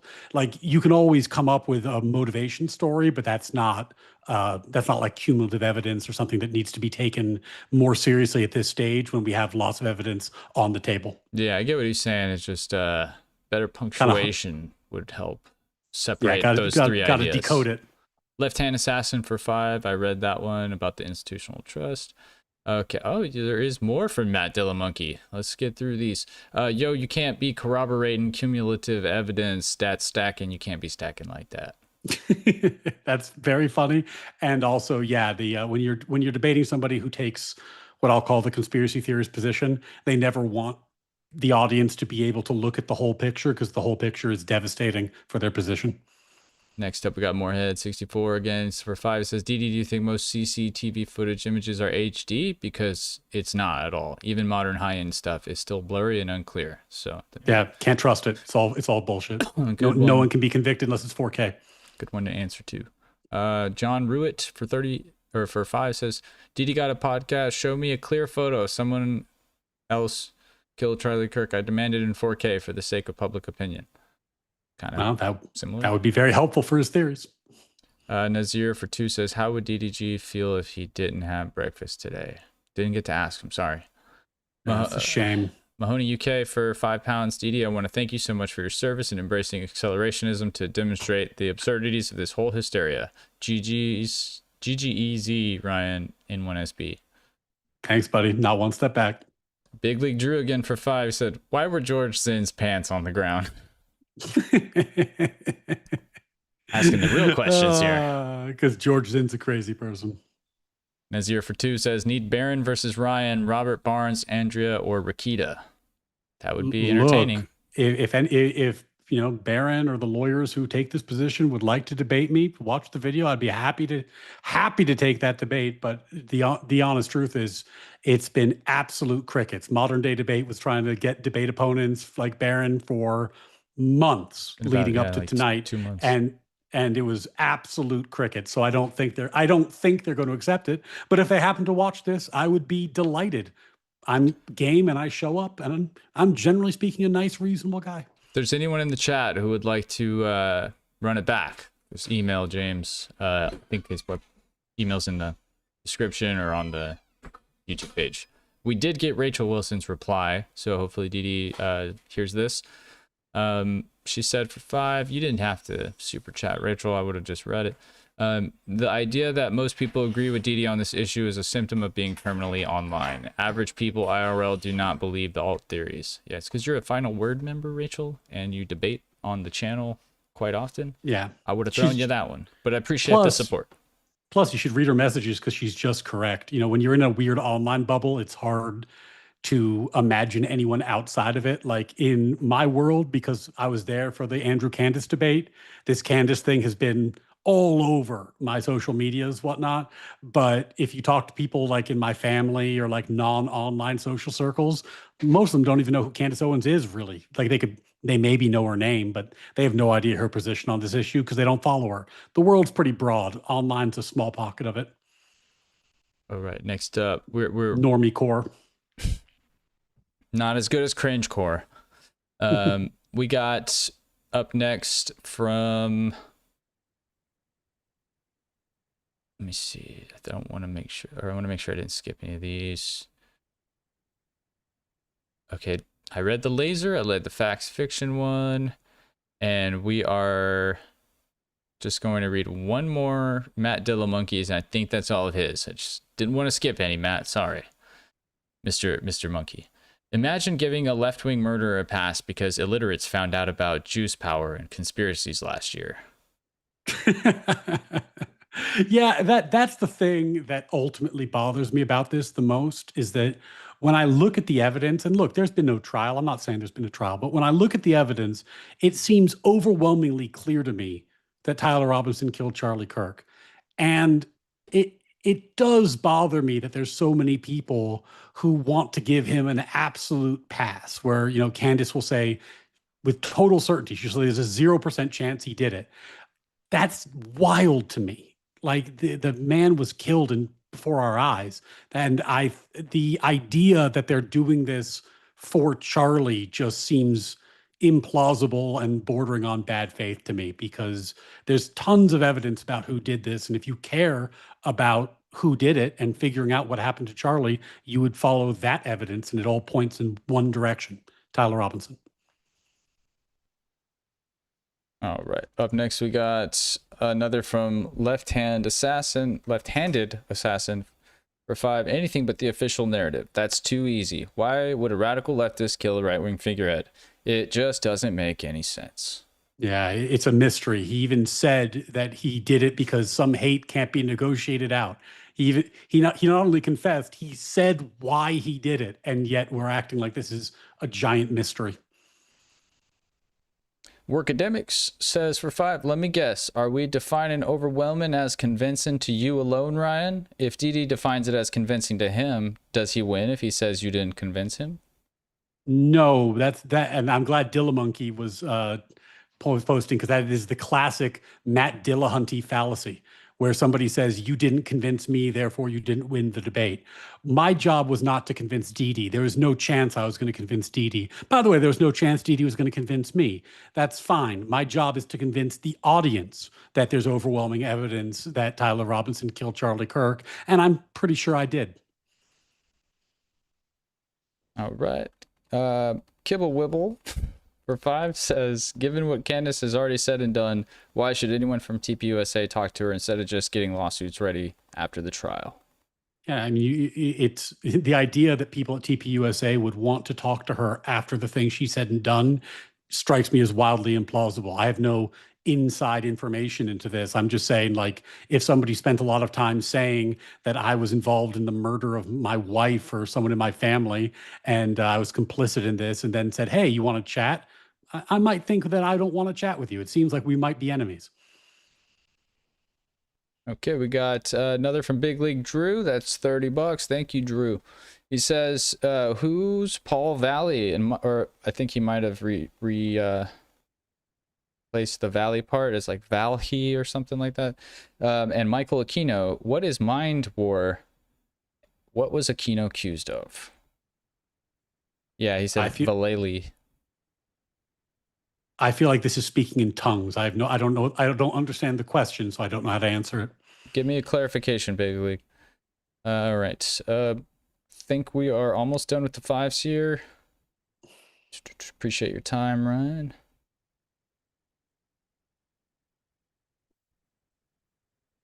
Okay, so that was that. We got those two, and we are on to Chief Justice O'Dizzle for 5 says, DD, your confidence in logic is hilarious. With great idiocy comes great responsibility. Justice O'Dizzle. Hey, Justin, hope you're doing good up in Canada. 1313 Maryland for 5 says, it was obviously them people. 100 emoji. Yeah, Maryland, it's always they. It's always they them. We never know who don't they be them drunk are. in my chat again. All right. Matt Dillamonkey's last one and the last comment of the evening is Valhalla $TD unalive JFK with Hunter Biden's Wiener Schnitzel through a Charlie Kirk time portal. Wow. Now that's a conspiracy theory I can get behind. That's a great one to end it on right there. Yeah. Well, hey, buddy, I guess I'm going to see you tomorrow night for a totally different topic. So Yes, I got to maybe get some sleep and prep for that debate. All right. Luckily, Octavian isn't on. He would not have let us get to sleep. Always asking great questions at the very end. But yeah, it was my pleasure. You guys like the video. Follow Ryan if you agree with what he's argued tonight. And then if you don't, you might want to follow him anyways. Just see what's being said as always. Go watch me hate watch and see people accuse me of Zionism and being part of the Freemasons. That's always fun too. So yeah, I'm Ryan Mullally. I stream at my channel's Ryan C. Mullally on X and YouTube. You can find me Natural Law with Ryan Mullally. We cover law, politics, debates, and founding American philosophy. So a lot of good stuff. Come on by. Anyway, I'll see you tomorrow night, man. All right. Have a good one. Take it easy. Bye. All right, guys, that was a lot of fun. You cannot say that they did not go into that with good faith. I feel like there was a great back and forth, and if only we could have got to read those last 5 to DD, but I think we got most of the important, bigger ones. Who's saying deport Maryland in the chat? Guys, tomorrow Ryan will be back, like he just said. Check that out, and then we got a flat earth debate on Saturday, so if that's your jam, I'll see you there. And sorry, Even Lord, I did not get to ask your question. That wanted to get to that, just didn't have the time, bro. But yeah, guys, appreciate all y'all, and y'all take it easy. Have a great night. Get your tickets to DebateCon 9 in Orlando. We have the you saw the ad. I'm gonna play it one more time here.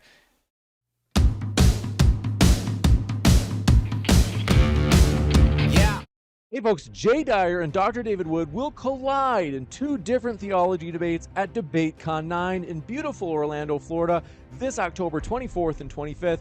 And Jay Dyer will also face off against Dr. Javad Hashmi for a 3rd debate in the conference. Grab tickets now as this action-packed theology conference is coming fast. You don't want to miss it. Like I said, you don't want to miss the water slides into a debate experience. That's going to be awesome. So if you're just not a big fan of one particular debate topic or debater and you're going to come back for the next one, just if you buy the ticket through the link in the description and stay at the hotel, you will be able to have a resort waived fee, your resort fee waived to go straight into the water slide park. So thank you guys for tuning in, and we'll see you tomorrow.